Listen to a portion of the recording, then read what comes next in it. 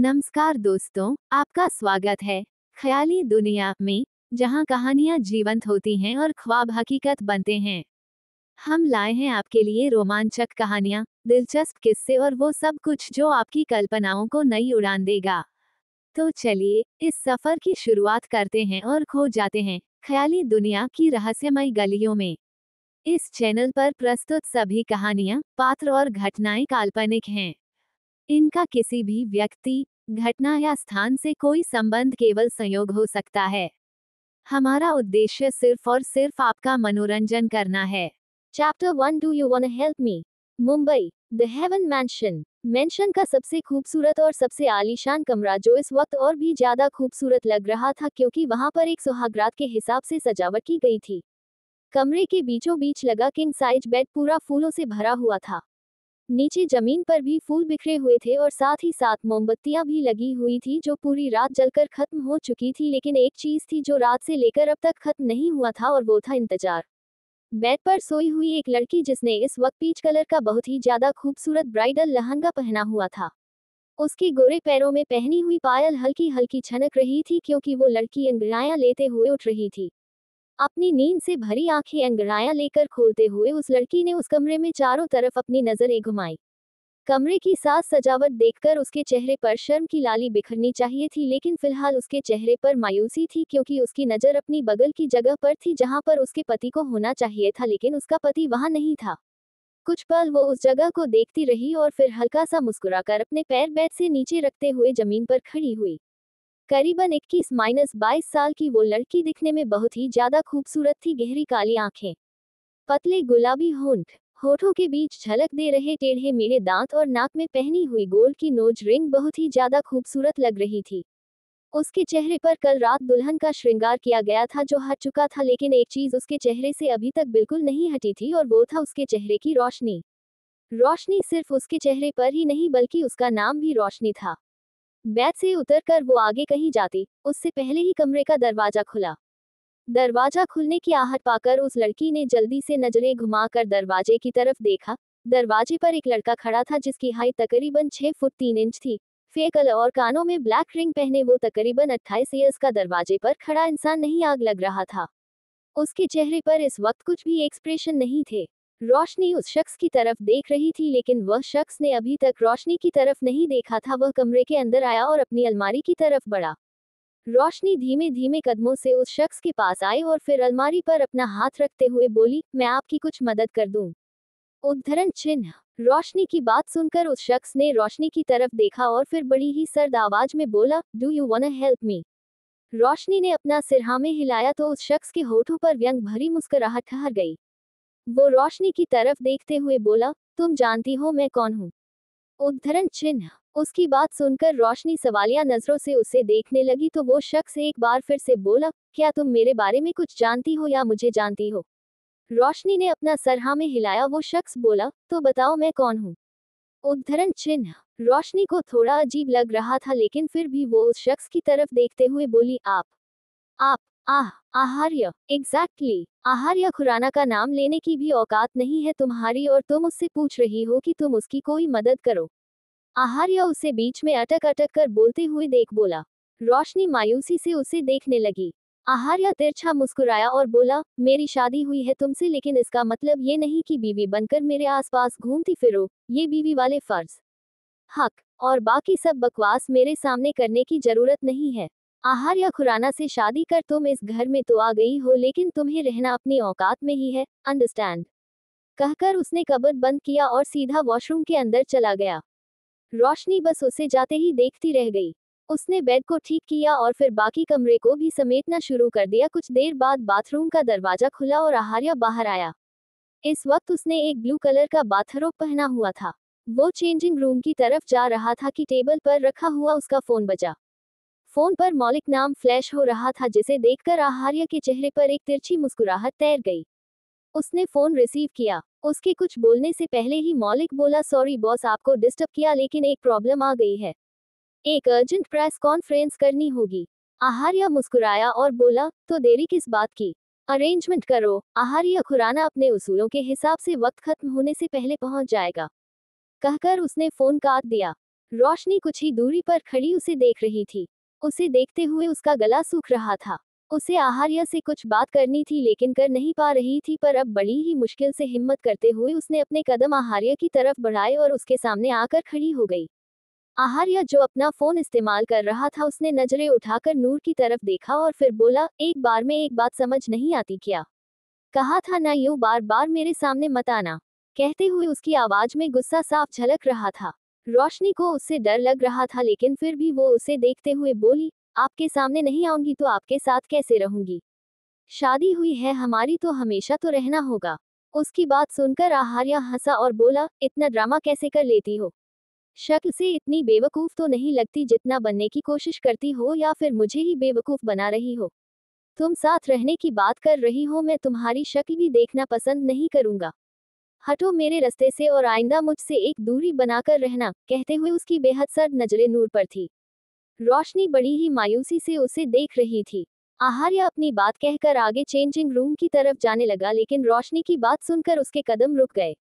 रोशनी दूसरी तरफ देखते हुए बोली, अगर आपको मुझसे इतनी ही नफरत थी तो आपने मुझसे शादी क्यों की? अगर मेरी मौजूदगी से ही इतनी नफरत थी तो मुझे अपनी बीवी बनाकर अपने घर ही क्यों ले आए? उसके सवाल सुनकर वापस से उसकी तरफ घुमा।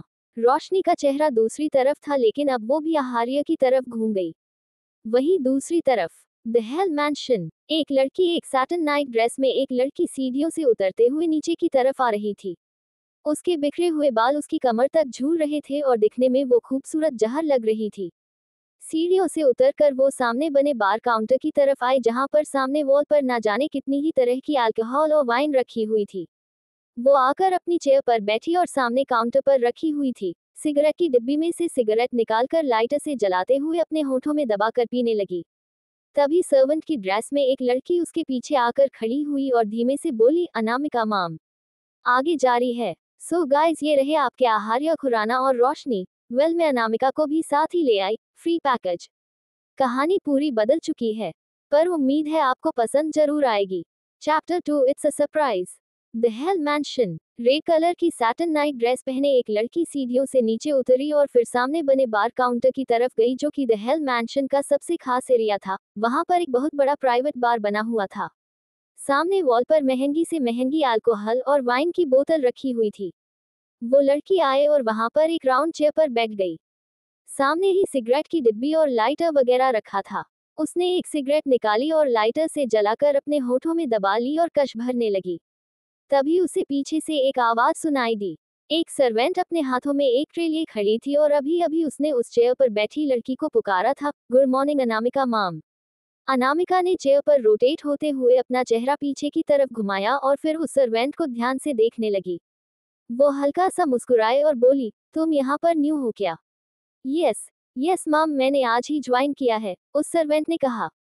अनामिका तिरछा मुस्कुराए और बोली, और आज ही तुम्हारा आखिरी दिन होने वाला है। उसे सर्वेंट का चेहरा उतर गया। उसने बहुत सुना था हेल मैंशन के बारे में और यहाँ पर जितनी सैलरी उसे मिलने वाली थी, आज तक उसने अपनी पूरी जिंदगी में इतने पैसे नहीं देखे थे।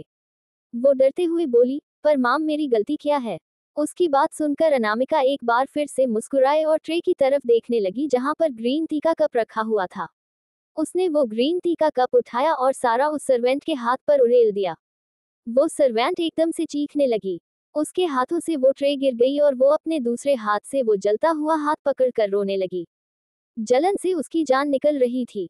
अनामिका उसे रोते हुए देख मुस्कुराए और बोली, शायद अब तुम्हें तुम्हारी गलती समझ आ जाए। वो सर्वेंट रोते हुए अनामिका को देख रही थी। उसे अभी भी नहीं पता था कि उसकी क्या गलती है जिसकी सजा में उसका हाथ जला दिया गया। अनामिका चेयर से और फिर बिल्कुल उसके करीब आकर उसके चेहरे पर अपनी गहरी नजर डालते हुए बोली, अनामिका का नाम लेने के लिए औकात होना बहुत जरूरी है। तुम जैसे नाली के कीड़े मकोड़े सिर्फ इस मेंशन की साफ सफाई के लिए हो। तुम्हारा स्टैंडर्ड नहीं है कि तुम अनामिका के लिए ग्रीन टी सर्व करो और वो भी उसका नाम लेकर। So now just get lost. कहते हुए उसने अब बहुत ही ज्यादा गुस्से से उसे सर्वेंट को देखा तो वो अपनी जगह पर खड़ी खड़ी कांप गई और फिर अपने आंसू पोंछते हुए वहां से चली गई। अनामिका उसे जाते देख बोली, ब्लडी लूजर।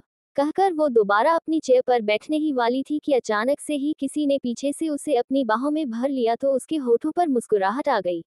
वो घूमकर उस शख्स के सामने खड़ी हुई और उसे देखते हुए, good morning my love. Ritesh मुस्कुराया और फिर उसके गाल को चूम कर बोला, गुड मॉर्निंग। कहते हुए वो सामने चेयर पर बैठ गया। अनामिका भी आकर अपनी चेयर पर बैठी और फिर वहां साइड में रखी हुई एक वाइन बोतल में से अपने और रितेश के लिए ग्लासेस में वाइन डालने लगी। रितेश उसे देखते हुए बोला, मुझे तो लगा आज तुम काफी बिजी होगी, कुछ खास तैयारियां कर रही होगी। कल तुम्हारे पुराने पतिदेव की ग्रैंड वेडिंग हुई है तो तुम उसके लिए सरप्राइज पार्टी प्लान कर रही होगी, लेकिन यहाँ तो ऐसा कुछ भी नहीं है। कहते हुए वो भी अपने लिए सिगरेट जला रहा था। अनामिका ने वाइन का ग्लास उसकी तरफ बढ़ाया और बोली, सेलिब्रेशन तो होगा माय लव। रितेश ने वो ग्लास लिया और बोला, लेकिन कैसे? अनामिका ने अपना वाइन का गिलास अपने होठों से लगाया और बोली, सरप्राइज। It's a surprise. ऐसा सरप्राइज कि वो आहार्य खुराना इस सरप्राइज को अपनी पूरी जिंदगी याद रखेगा। कहते वक्त उसके चेहरे पर एक डेविल स्माइल थी। Underscore underscore underscore the heaven mansion. Roshni की बात सुनकर आहार्य के कदम रुक चुके थे और वो पीछे की तरफ घूमकर उसे देख रहा था। रोशनी भी उसकी तरफ मुड़ी और फिर उसे देखने लगी। आहार्य का चेहरा एकदम एक्सप्रेशनलेस था। रोशनी उसे देखते हुए उसके करीब आए और एक बार फिर से पूछने लगी, बताए ना, जब आप इतनी ही नफरत करते हैं मुझसे, तो मुझसे शादी क्यों की? आहार्य व्यंग के मुस्कुराया और बोला, क्या तुम नहीं जानती इस शादी की सच्चाई? रोशनी उसे देखते हुए बोली, मैं तो सिर्फ इतना जानती हूँ कि मेरी शादी हुई है आपसे, मैं बीवी हूँ आपकी।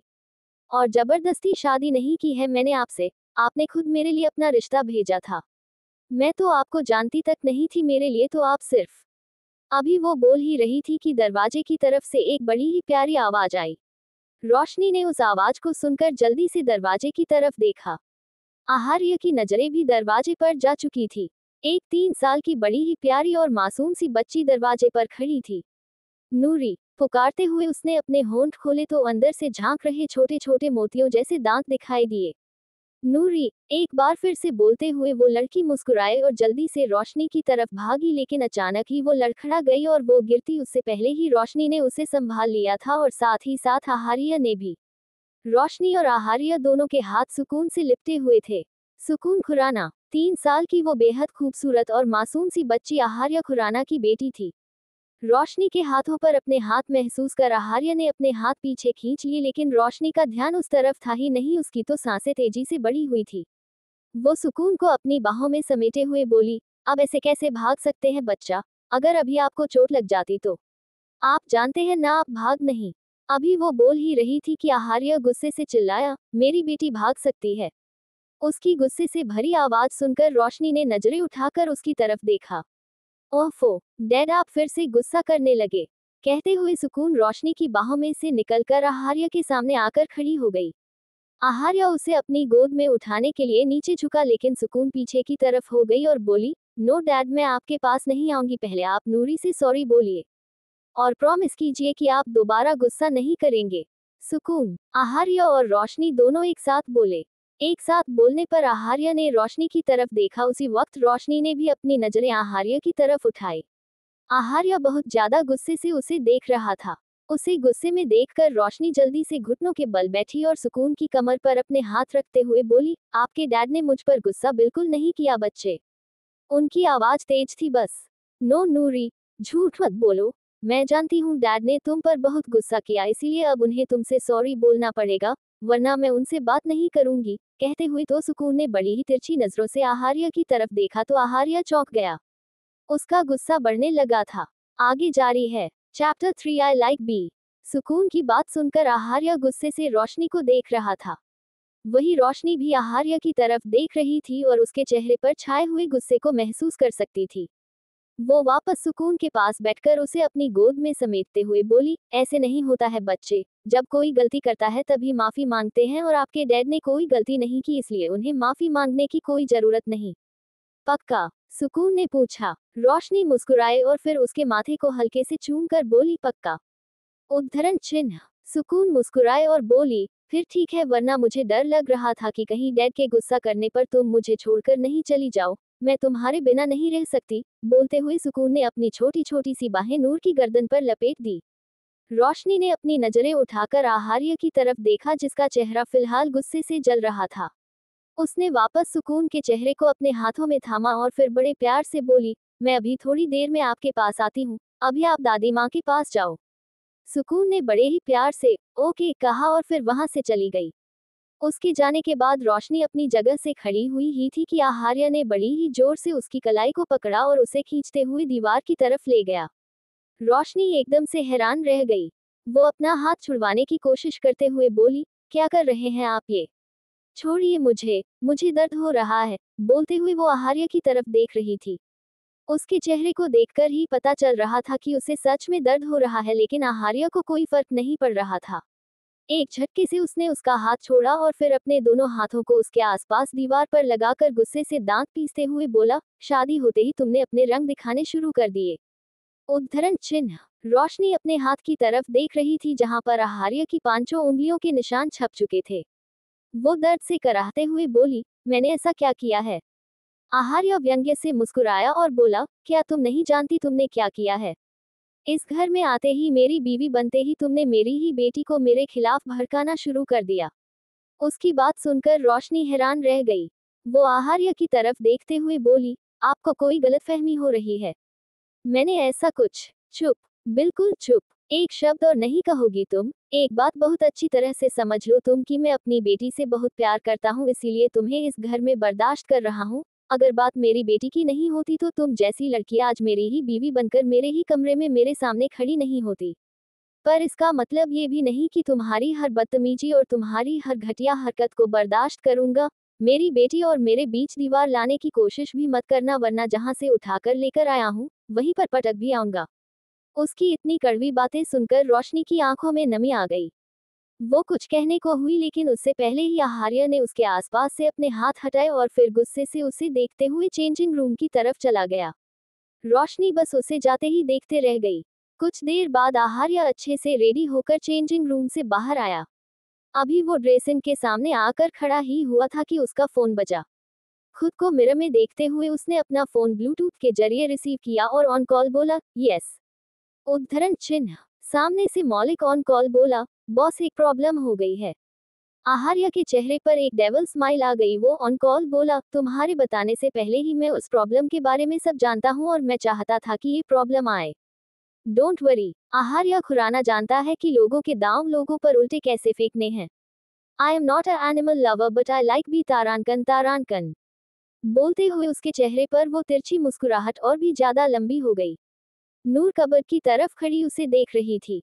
उसे आहार्य की बातें बिल्कुल समझ नहीं आई और शायद वो समझना भी नहीं चाहती थी। अभी अभी आहार्य ने उसे जो कुछ भी कहा, अभी तक तो उसके दिमाग से वही सब चीज नहीं जा रही थी। उसने अपने कपड़े लिए और फिर वॉशरूम में चली गई। कुछ देर बाद वो वॉशरूम से बाहर आए और फिर आते ही कमरे में अपनी नजरें घुमाने लगी। जैसे ही उसकी नजर सामने सोफे पर बैठे आहार्य पर गई, उसने जल्दी से अपनी नजरों को घुमाना बंद किया और चुपचाप ड्रेसिंग के सामने जाकर खड़ी हो गई। उसके गीले बाल उसकी कमर तक झूल रहे थे, जिनमें से पानी की बूंदें टपक रही थी। इस वक्त उसने एक ब्लू कलर की साड़ी पहनी हुई थी, जो उसे कल ही उसे आहार्य की मॉम निशा जी ने दी थी, क्योंकि आज उसकी मुंह दिखाई की रस्म होने वाली थी। वो साड़ी काफी ज्यादा बोल्ड थी। उसका ब्लाउज पीछे से बैकलेस था और कंधे भी बिल्कुल छोटे छोटे थे। आहार्य ने नजरें उठाकर एक नजर उसे देखा और फिर वापस से अपनी नजरें अपने लैपटॉप पर गड़ा दी। रोशनी ड्रेसिंग में खुद को देखते हुए अपने बालों को सुलझा रही थी, जिससे उसके बालों से और भी ज्यादा पानी निकल रहा था। आहार्य ने एक बार फिर से नजरें उठाकर उसकी तरफ देखा तो उसकी नजर भी नीचे जमीन पर बिखरे हुए पानी पर गई, लेकिन उसने कुछ कहा नहीं। रोशनी अच्छे से तैयार हुई और फिर खुद को एक नजर अच्छे से देखकर अपनी जगह से उठी और दरवाजे की तरफ बढ़ने लगी कि अचानक ही नीचे पानी बिखरा होने की वजह से उसका पैर स्लिप हो गया। वो जोर से चिल्लाए। आहार्य उसके बिल्कुल करीब ही सामने सोफे पर बैठा था। उसने उसे गिरते हुए देखा, लेकिन फिर भी अपनी जगह से उठा नहीं, बस लैपटॉप पर अपना काम करता रहा। नीचे जमीन पर गिरी हुई नूर दर्द से कराह रही थी। उसकी कमर पर चोट लगी थी। दर्द की वजह से उसकी आंखों में आंसू आ गए। अपनी कमर पर हाथ रख अपने आंसुओं को पोंछते हुए उसने आहार्य की तरफ देखा, जो इस वक्त कमरे में इस तरह से बैठा था जैसे वहां पर मौजूद ही ना हो। सामने ही रोशनी दर्द से चिल्ला रही थी, लेकिन उसे कोई फर्क ही नहीं पड़ रहा था। कुछ पलों के बाद उसने अपने लैपटॉप को बंद किया और फिर अपनी जगह से उठकर रोशनी की तरफ आया। रोशनी अभी भी नीचे जमीन पर बैठी थी, क्योंकि उससे खड़ा ही नहीं हुआ जा रहा था। शायद उसकी बैक में स्प्रे आ गया था। आहार्या मुस्कुराते हुए उसके पास आया और बोला, पिछले 5 मिनट से तुम यही नीचे जमीन पर बैठी हो, अगर 4 घंटे भी यहाँ पर बैठी रहोगी तो भी मुझे फर्क नहीं पड़ने वाला।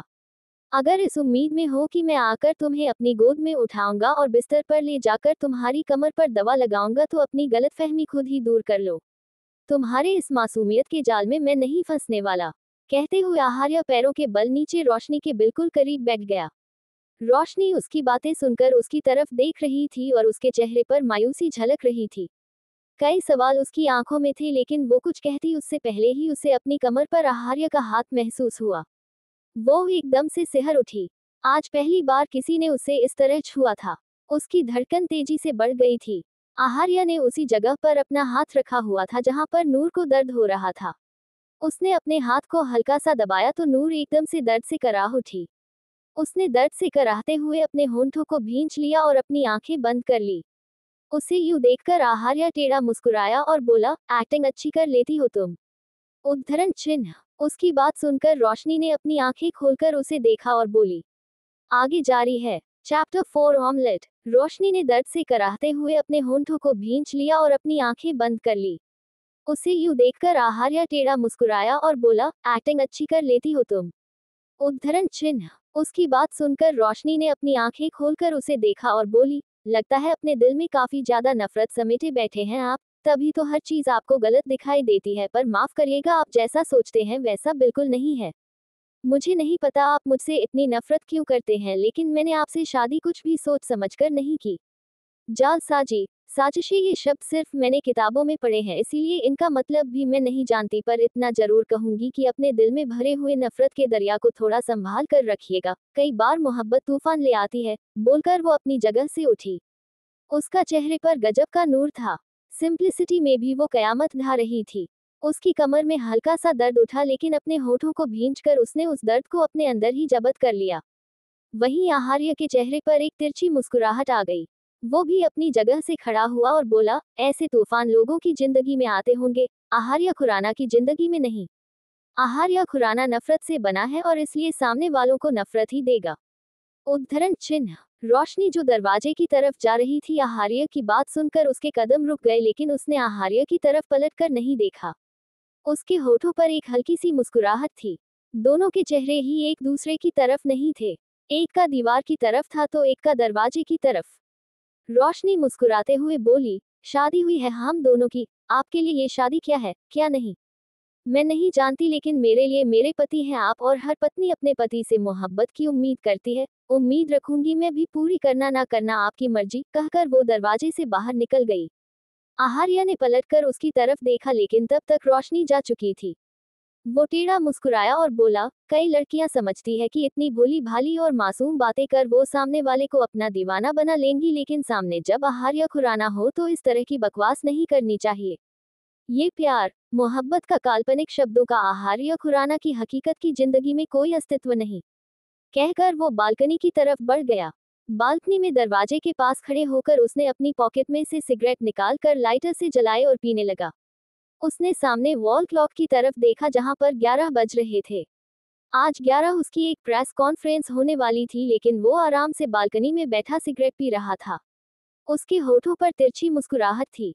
वो सामने वॉल क्लॉक की तरफ देखते हुए बोला, आहार्य खुराना का वक्त बहुत कीमती है, इसलिए वो अपने वक्त की कीमत लोगों के इंतजार से वसूलता है। कहते हुए उसने अपने होठों में सिगरेट को दबाया और फिर होठों को गोल कर धुआं ऊपर की तरफ छोड़ा। रोशनी सीढ़ियों से उतरते हुए नीचे आई तो नीचे आते ही सुकून उसकी तरफ भागते हुए आई। उसके यूं भागने पर जल्दी से रोशनी ने उसे अपनी बाहों में समेट लिया और उसे देखते हुए बोले, तुम्हें कितनी बार कहा है बच्चे, तुम ऐसे नहीं भाग सकती, अभी तुम्हें थोड़ा वक्त लगेगा, तुम्हारा पैर पूरी तरह से ठीक नहीं हुआ है। उसी वक्त निशा जी, जो कि आहार्य की माँ थी, वो वहां पर आए और रोशनी की तरफ देखते हुए बोली, ये तो सब तुम्हारी मेहनत है कि आज सुकून अपने पैरों पर चल तो रही है, वरना हमने तो उम्मीद ही छोड़ दी थी। कहते हुए उन्होंने बड़े ही प्यार से रोशनी के गाल पर अपना हाथ रखा। रोशनी मुस्कुराते हुए उन्हें देख रही थी। तभी कबीर जी, आहार्य के डैड, वहां पर आए और रोशनी और निशा जी की तरफ देखते हुए बोले, क्या बात, घर में बड़ी शांति है, हमने तो सोचा कल शादी के बाद आज पहली रसोई की रस्म होगी, इसीलिए नाश्ते की टेबल पर आए हैं, और यहाँ तो कुछ तैयारी दिखाई नहीं दे रही। कहते हुए वो भी मुस्कुरा रहे थे। रोशनी को अंदाजा भी नहीं था कि ऐसी कोई रस्म होगी। वो निशा जी की तरफ देखते हुए बोली, सॉरी आंटी लेकिन मुझे पता नहीं था। आंटी नहीं मुझे माँ कहकर बुलाओ, निशा जी ने बड़े प्यार से ही उसे टोका। रोशनी मुस्कुराए और बोली, माँ माफ कीजिएगा लेकिन मुझे पता नहीं था कि ऐसी कोई रस्म होगी। उद्धरण चिन्ह। निशा जी भी मुस्कुराते हुए बोली, कोई बात नहीं तुम जो चाहे बना सकती हो, ज्यादा टेंशन मत लो, चाहो तो एक कप कॉफी ही बना लो। नहीं, मुझे नूरी के हाथ से बना हुआ ऑमलेट खाना है, सुकून ने कहा। रोशनी ने उसे अपनी गोद में उठाया और मुंह बनाते हुए बोली, लेकिन मुझे ऑमलेट बनाना नहीं आता बच्चे। तो कोई बात नहीं, डैड तुम्हें सिखा देंगे, सुकून ने कहा। उसी वक्त उसकी नजर सीढ़ियों से उतरते हुए आहार्य पर गई। आहार्य नीचे आया तो सुकून नूर की गोद से उतरकर जल्दी से आहार्य की तरफ बढ़ी। आहार्य ने उसे अपनी गोद में उठा लिया और उसके पैर की तरफ देखने लगा। सुकून का पैर उसके जन्म से ही थोड़ा कमजोर था, इसीलिए वो चल फिर नहीं सकती थी, लेकिन रोशनी एक आश्रम में काम करती थी जहां पर उन बच्चों को रखा जाता था जो थोड़े फिजिकली डिसेबल हो, और उसके आश्रम में न सिर्फ उन्हें रखा जाता था बल्कि उनका इलाज भी किया जाता था और धीरे धीरे ये बीमारी ठीक हो जाती थी। जब निशा जी और कबीर जी को उस आश्रम के बारे में पता चला तो उन्होंने जल्दी से वहां पर कांटेक्ट किया।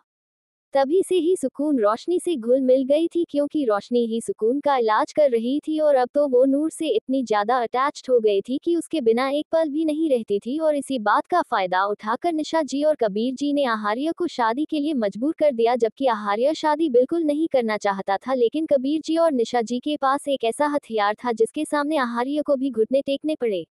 सुकून ने किसी न किसी तरह आहार्य को मना लिया था। आहार्य कुछ ज्यादा बड़ी शादी नहीं चाहता था, इसलिए उसने बस सिंपल तरीके से नूर से शादी की। रोशनी नहीं जानती थी कि आहार्य की जिंदगी में क्या हुआ है क्या नहीं। सुकून जितना प्यार रोशनी से करती थी उतना ही प्यार रोशनी भी सुकून से करने लगी थी, इसीलिए उसने शादी से इनकार नहीं किया। पर ऐसा नहीं था कि उसने शादी सिर्फ सुकून के लिए की। उसके भी दिल में कई उम्मीदें, कई तरंगे थी, पर शादी के पहले ही दिन वो उम्मीदें टूट गई जब शादी के बिल्कुल बाद ही आहार्य मंडप से चला गया और सुहागरात पर भी नहीं आया। सुकून आहार्य का चेहरा अपने हाथों में थामे हुए बोली, डैड प्लीज आप नूरी की मदद करो ना, उसे ऑमलेट बनाना नहीं आता लेकिन आप तो बहुत अच्छा ऑमलेट बनाते हो, प्लीज उसे ऑमलेट बनाना सिखा दो। उद्धरण चिन्ह। उसकी बात सुनकर आहार्य ने रोशनी की तरफ देखा। उसकी नजर खुद पर पाकर रोशनी ने जल्दी से अपनी नजर उसे पर से हटा ली, वरना अभी तक वो एकटक आहार्य को देख रही थी और ना जाने किन ख्यालों में खोई हुई थी। आहार्य ने बड़े ही प्यार से सुकून के गाल को चूमा और फिर प्यार से बोला, सॉरी बच्चे लेकिन अभी फिलहाल डैड को कुछ जरूरी काम से जाना है, लेकिन जल्द ही डैड वापस आ जाएंगे तो खुद अपने हाथों से आपको ऑमलेट बनाकर खिलाएंगे। सुकून ने मुंह बनाया और उसकी गोद से उतर गई। रोशनी एक बार फिर से आहार्य को देखने लगी थी। अभी तक उसने सिर्फ आहार्य को गुस्से में देखा था। सुकून का इलाज करते वक्त भी रोशनी उससे बहुत कम मिली थी, बस कभी कभी उसे दूर से देखा था, इसीलिए उसके बारे में कुछ ज्यादा नहीं जानती थी। पर आज सुबह उसका जो रवैया था उसके बाद उसे वो गुस्से में जलता हुआ आग का गोला महसूस हो रहा था। निशा जी आहार्य को देखते हुए कुछ बोलने को हुई, लेकिन आहार्य बिना कुछ सुने ही दरवाजे की तरफ बढ़ गया और देखते ही देखते बाहर भी निकल गया। पार्किंग एरिया में उसकी गाड़ी पहले ही तैयार खड़ी थी। उसके बैठे ही ड्राइवर ने गाड़ी स्टार्ट की और गाड़ी हवा से बातें करने लगी। वहीं दूसरी तरफ एक प्रेस कॉन्फ्रेंस हॉल में मीडिया का जमावड़ा लगा हुआ था। दो तरफ चेयर्स लगी हुई थी, एक तरफ कोई भी नहीं था तो दूसरी तरफ अनामिका एक ब्लैक कलर की नी लेंथ ड्रेस पहने हुए बैठी थी। उसने अपने बालों का पोनीटेल बनाया हुआ था और होठों पर न्यूड लिपस्टिक लगी हुई थी। इस वक्त वह सच में बेहद कातिलाना लग रही थी, इरादों से ज्यादा उसके चेहरे के एक्सप्रेशन खतरनाक थे।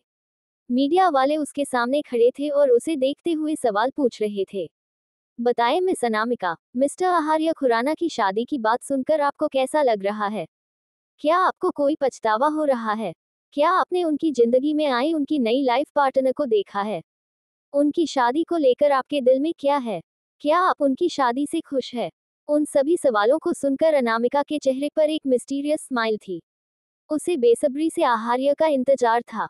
जैसे जैसे वक्त बीत रहा था, उसकी बेसब्री बढ़ती जा रही थी, लेकिन वो जानती थी आहार्य को और उसकी आदतों को भी। उसे पता था आहार्य इतनी जल्दी नहीं आने वाला, लेकिन अब उससे और ज्यादा इंतजार नहीं हो रहा था।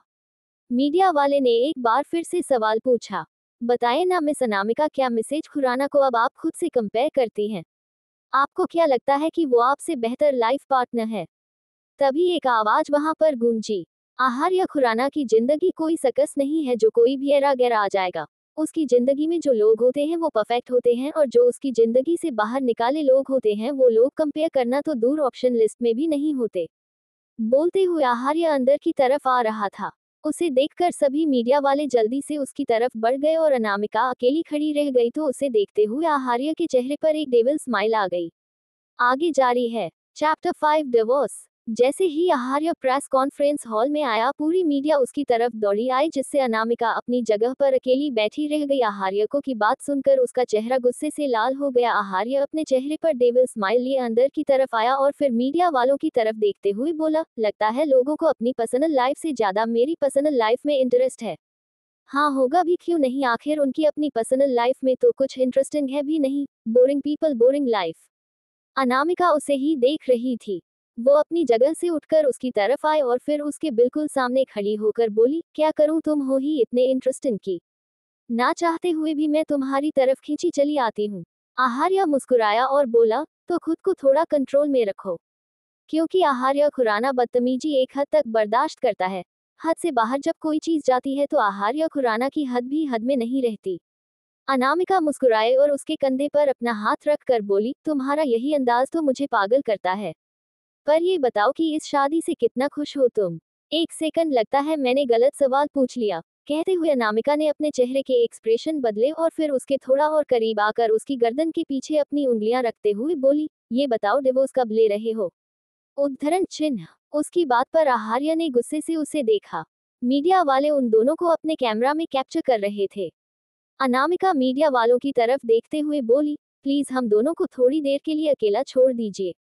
हम दोनों को कोई पर्सनल बात करनी है। कहते हुए उसके चेहरे पर थोड़े अजीब से एक्सप्रेशन थे। उसने अपना हाथ आहार्य के सीने पर रखा हुआ था। लगता है अभी भी आप दोनों के बीच काफी अच्छी केमिस्ट्री है मिसेज खुराना, एक मीडिया वाले ने कहा तो आहार्य गुस्से से चिल्लाया और उसकी तरफ देखते हुए बोला, ये मिसेज खुराना नहीं है। अगर अपना काम नहीं करना आता तो छोड़ दो, वरना बहुत कुछ छोड़ना पड़ सकता है तुम्हें। कहते हुए उसके लहजे में एक धमकी थी। उस मीडिया वाले ने जल्दी से अपनी गलती समझी और आहार्य की तरफ देखते हुए बोला, सॉरी सर, माफ कर दीजिए, गलती हो गई, आइंदा ऐसी गलती कभी नहीं होगी। कहकर उसने अपना सर भी झुकाया। अनामिका मुस्कुराए और फिर आहार्य की तरफ देखते हुए बोली, इतना गुस्सा क्यों कर रहे हो एक्स, अभी ऐसी भी क्या गलती कर दी उसने। आखिर मिसेज खुराना तो मैं हूं ना। हूं नहीं थी, किसी वक्त पर तुम मिसेज खुराना थी, लेकिन अब इस नाम पर तुम्हारा कोई हक नहीं। आहार्य गुस्से से बोला। अनामिका उसके कंधे को अपने हाथ से सहलाते हुए बोली, हक लेने में वक्त ही कितना लगता है। कुछ वक्त साथ गुजार लेने से सभी हक वापस मिल जाते हैं। और वैसे भी इस नाम के साथ सिर्फ मेरा नाम अच्छा लगता है, मिसेज अनामिका आहार्य खुराना, और मुझे नहीं लगता और कोई इस नाम के काबिल है। उसकी बात सुनकर आहार्य हंसा और बोला, आज भी तुम्हें मेरे नाम की जरूरत पड़ती है, तभी तो हर जगह पर मेरे नाम का इस्तेमाल करती हो। लगता है रितेश तुम्हें खुश नहीं रख पा रहा या तुम्हारी जरूरतें नहीं पूरी कर पा रहा हुए। उसने उसकी गर्दन पर अपनी गहरी नजर डाली तो अनामिका के आहार्य के कंधे पर चलते हुए हाथ एकदम से रुक गए। आहार्य उसकी तरफ देखते हुए बोला, रिलैक्स एक्स वाइफी, तुम्हें कुछ नहीं कह रहा, बस तुम्हारी चॉइस की बात कर रहा हूँ। तुम अनामिका खुराना तो बन गई थी, लेकिन कुरानस में जो बात होती है वो बात तुम में कभी नहीं आ पाई। तुम्हारी चॉइस पहले भी बहुत ज्यादा लो स्टैंडर्ड थी और आज भी उतनी ही लो स्टैंडर्ड है। वेल, मुझे तुम्हारी चॉइस में कोई इंटरेस्ट नहीं। मैं यहाँ सिर्फ अपनी बात करने आया हूँ, सो एक्सक्यूज मी। कहते हुए उसने अनामिका के हाथ को अपने कंधे से हटाया और फिर मीडिया वालों की तरफ देखने लगा। मीडिया वाले उन दोनों की फोटो क्लिक करने में लगे हुए थे। आहार्य की नजरें खुद पर पाकर सभी ने अपने कैमरा में तस्वीरें लेनी बंद की और फिर उससे सवाल पूछने शुरू किए, पर आहार्य ने किसी के भी सवाल का कोई जवाब नहीं दिया। उसने बस अपनी बात कही। लगता है आहार्य खुराना और उसकी पर्सनल लाइफ दोनों ने ही लोगों की नींद उड़ा रखी है। वेल, क्या कर सकते हैं, आहार्य खुराना चीज ही ऐसी है। आप लोग मेरी शादी के बारे में जो कुछ भी पूछना चाहते हैं, आप सब लोगों को उसका जवाब मिलेगा। बहुत जल्द मैं अपनी वाइफ को आप सब लोगों से इंट्रोड्यूस करवाऊंगा। बट होप सो तब तक आप किसी अरे यार ऐसे मेरी पर्सनल लाइफ डिस्कस ना करें, अगर करते भी है तो आई डोंट केयर। कुत्तों का काम भौंकना होता है और आहार्य खुराना शेर है जो कुत्तों के भौंकने की परवाह नहीं करता। उसकी बातें सुनकर अनामिका गुस्से से तिलमिला रही थी। उसकी जहर उगलती हुई नजरें आहार्य पर थी और वो गुस्से में कांप रही थी। आहार्य मुस्कुराते हुए आगे बोला, मैं बहुत जल्दी अपनी शादी की एक रिसेप्शन पार्टी अरेंज करता हूँ, जिसमें आप सब लोग की इनवाइटेड। अभी वो बोल ही रहा था कि अनामिका आगे आए और उसके बिल्कुल करीब आकर खड़ी हो गई। आहार्य ने अपनी गहरी नजरों से उसे देखा। अनामिका मुस्कुराए और मीडिया वालों की तरफ देखते हुए बोली, भले ही हम दोनों का डिवोर्स हो गया है लेकिन आप हम लोगों की केमिस्ट्री तो देख ही सकते हैं। आहार्य और मेरे बीच रिश्ता चाहे हो या ना हो लेकिन हम दोनों आज भी उतने ही करीब हैं। कहते हुए उसने एक मिस्टीरियस स्माइल के साथ एक बार फिर से आहार्य को देखा। आहार्य समझने की कोशिश कर रहा था कि आखिर वो करना क्या चाहती है। अनामिका दोबारा मीडिया वालों की तरफ देखते हुए बोली, मैं आहार्य के लिए बहुत खुश हूँ इसीलिए उसके लिए कुछ करना चाहती हूँ। मैं उसकी शादी की खुशी में एक ग्रैंड पार्टी देना चाहती हूँ जिसमें आप सब लोग इनवाइटेड होंगे और आहार्य खुराना और उसकी बीवी भी। आई होप किसी को इससे कोई प्रॉब्लम नहीं होगी। कहते हुए उसके चेहरे पर एक ईवल स्माइल थी। आहार्य के चेहरे पर भी एक तिरछी मुस्कुराहट आ गई। वो अनामिका की तरफ देखते हुए बोला, लगता है मेरी शादी से कुछ ज्यादा ही खुश हो गई हो तुम। अनामिका मुस्कुराकर बोली, मेरी खुशी का तो तुम कोई अंदाजा ही नहीं लगा सकते एक्स हबी। लेकिन अगर तुम पार्टी में नहीं आए तो मैं समझूंगी कि अपनी शादी से तुम भी खुश नहीं हो। आहार्य तिरछा मुस्कुराया और बोला, मैं जरूर आऊंगा एक्स वाइफी। तुम जश्न मनाओ और उस जश्न को मातम में बदलने के लिए मैं ना आऊं ये कैसे हो सकता है। कहकर उसकी वो मुस्कुराहट और भी ज्यादा लंबी हो गई। उसने सामने मीडिया वालों की तरफ देखकर एक्सक्यूज मी कहा और वहां से चला गया। अनामिका बस उसे जाते देखती रह गई। उसके एक्सप्रेशन देखकर ही पता चल रहा था कि उसे बहुत ज्यादा गुस्सा आ रहा है। वो गुस्से से कांपते हुए मन ही मन बोली, इस बार जश्न तुम्हारा है तो उस जश्न का मातम भी तुम्हारा होगा। अनामिका नाम है मेरा। जो बर्बाद नहीं करती बर्बाद है मंजर लाती है। अगर तुम्हारी इस शादी की भी धज्जियां ना उड़ा दी तो मैं भी अनामिका नहीं। कहते हुए उसके चेहरे पर खतरनाक एक्सप्रेशन थे। The heaven mention. चेयर पर बैठे सुकून ने मुंह बनाया हुआ था। रोशनी उसके पास ही खाने की प्लेट लिए बैठी थी जिसमें मैगी थी लेकिन सुकून अपना मुंह भी नहीं खोल रही थी। रोशनी उसे देखते हुए बोली, बच्चे तुमने सुबह से कुछ नहीं खाया प्लीज खा लो ना थोड़ा सा। सुकून ने मुंह बनाते हुए उसे देखा और बोली, नहीं जब तक आप मुझे ऑमलेट बनाकर नहीं खिलाओगे तब तक मैं कुछ नहीं खाऊंगी। रोशनी ने बेचारगी से उसे देखा और बोली, लेकिन मुझे ऑमलेट बनाना नहीं आता बच्चे और मुझे तो पता भी नहीं है ऑमलेट बनता किस चीज का है। तो जाओ सीख कर आओ। मुझे नहीं पता मुझे ऑमलेट ही खाना है। कहते हुए सुकून ने एक बार फिर से मुंह बनाया। रोशनी मायूसी से बोली, लेकिन किस सीखूं? जिससे भी सीखने जाती हूँ आप उसे मना कर देते हो। अब आप ही बताओ मैं किससे ऑमलेट बनाना सीखूं? डैड, सुकून ने अचानक से कहा और तभी दरवाजे से आहार्य अंदर की तरफ आया। आगे जारी है। चैप्टर 6 ब्लडी डम गर्ल।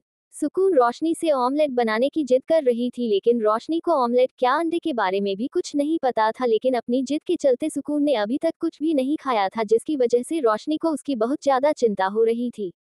सुकून उसे ऑमलेट बनाना सीखने के लिए कह रही थी। रोशनी मायूसी से उसे देखते हुए बोली, लेकिन किससे सीखूं? जिससे भी सीखने जाती हूँ आप उसे मना कर देते हो। अब आप ही बताओ मैं किससे ऑमलेट बनाना सीखूं? उसी वक्त दरवाजे पर आहार्य आया तो सुकून खुशी से चहकते हुए बोली, डैड। बोलते हुए वो आहार्य की तरफ भागने की लगी कि रोशनी ने जल्दी से उसका हाथ पकड़कर उसे रोका और फिर उसे ना में इशारा किया और फिर अपना सिर धीरे धीरे से हाँ में हिलाया तो सुकून ने भी अपना सिर हाँ में हिलाया। ये रोशनी का तरीका था उसे समझाने का कि उसे भागना नहीं है, उसे धीरे धीरे चलना है। रोशनी अब धीरे धीरे आहार्य की तरफ बढ़ने लगी। रोशनी उन दोनों की तरफ देख रही थी। आहार्य ने सुकून को खुद के करीब आते देख आगे बढ़कर उसे अपनी गोद में उठा लिया। सुकून ने उसके कंधे पर अपना हाथ रखा और बोली, डैड प्लीज आप मेरी एक हेल्प कर दीजिए। उद्धरण चिन्ह। आहार्य ने सवालिया नजरों से उसे देखा। सुकून फिर से बोली, आपको पता है डैड, मैंने सुबह से खाना नहीं खाया। आहार्य ने उसके गाल पर अपना हाथ रखा और बोला, क्यों नहीं खाया प्रिंसेस? सुकून ने मुंह बनाया और बोली, क्योंकि नूरी को ऑमलेट बनाना आता ही नहीं और मुझे ऑमलेट ही खाना है। उद्धरण चिन्ह। आहार्य उसे लेकर हाल के बीचों बीच आ चुका था जहां पर सोफे लगे हुए थे। वहीं पर रोशनी खड़ी थी। आहार्य उसे देखते हुए व्यंग्य से मुस्कुराया और बोला, अगर किसी के लिए कुछ करना चाहो तो सीखकर भी किया जा सकता है लेकिन शायद यहाँ पर कोई कुछ करना ही नहीं चाहता। करने की जरूरत ही क्या है, जो चाहिए था वो तो हासिल हो ही गया। बोलते हुए उसके चेहरे पर एक तिरछी मुस्कुराहट थी। उसकी बात का मतलब रोशनी कुछ कुछ समझ चुकी थी।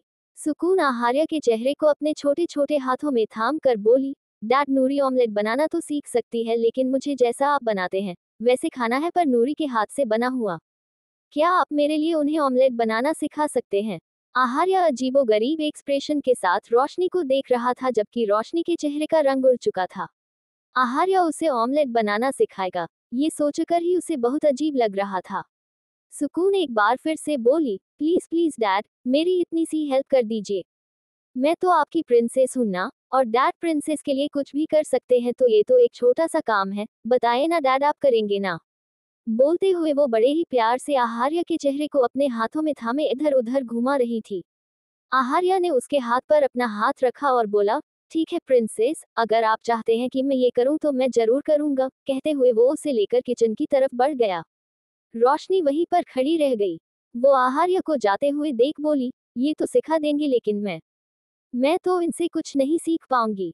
इनके साथ किचन में खड़ी रही तो पता चले कि ऑमलेट बनाना सिखाने की जगह इन्होंने वर्ल्ड वॉर छेड़ दिया। वैसे भी ये इंसान मेरी समझ से बाहर है। नूरी, किचन से जोरदार आवाज आई तो वो जल्दी से किचन की तरफ भागी। अभी तो सिर्फ सुकून की आवाज आई थी, जो कि बेहद प्यारी थी। अगर आहार्य उसे आवाज लगाता तो ऐसा लगता जैसे कोई बुलडोजर चला हो। उसकी धड़कनें तेजी से बढ़ी हुई थी। वो किचन के अंदर आए और काउंटर के पास आकर खड़ी हो गई, जहां आहार्य सुकून के साथ पहले ही खड़ा था। सुकून काउंटर के ऊपर बैठी थी और आहार्य बिल्कुल उसके करीब खड़ा था। उसका एक हाथ सुकून को संभाले हुआ था ताकि सुकून गिर ना जाए। वहीं साथ में अंडे की ट्रे रखी हुई थी। रोशनी ने पहली बार अंडों को अपने सामने देखा था। उसने सिर्फ सुना था कि अंडे नामक चीज भी दुनिया में होती है, लेकिन आज तक ना ही कभी उसने अंडों का इस्तेमाल किया था और ना ही कभी उसके किसी आश्रम के सदस्य ने जो वो इस चीज के बारे में जानती हो।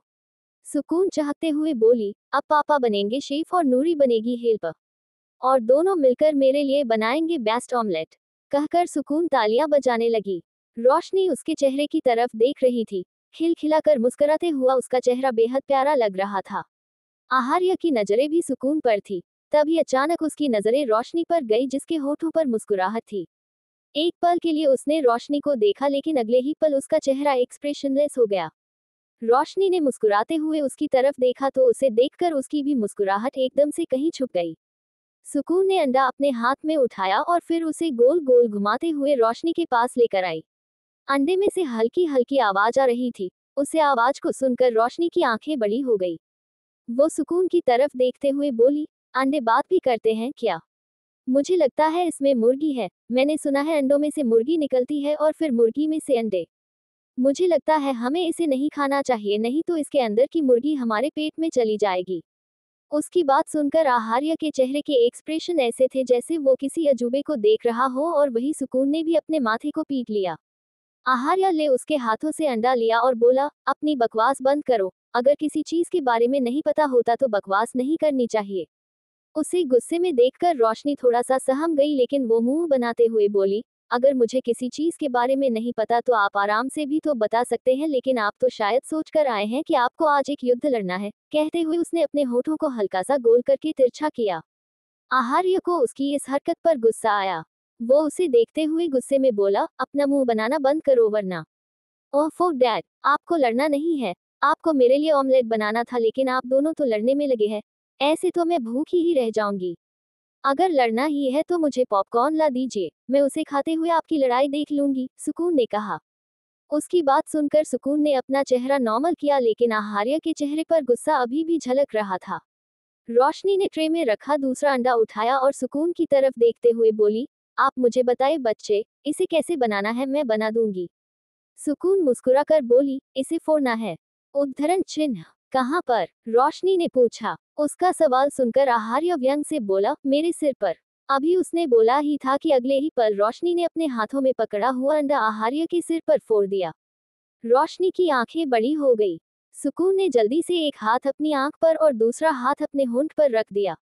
आहार्य गुस्से से चिल्लाया, व्हाट द हक? उद्धरण चिन्ह। रोशनी एकदम से सहम गई। उसे महसूस हुआ कि शायद उसने कुछ गलत कर दिया। उसके हाथ भी गंदे हो चुके थे। उसने अपने हाथों को देखते हुए मुंह बनाया। आहार्य गुस्से से उसे देखते हुए बोला, ये क्या बदतमीजी की है तुमने? Have you lost your mind? Bloody डम गर्ल। वो मुझे नहीं पता था।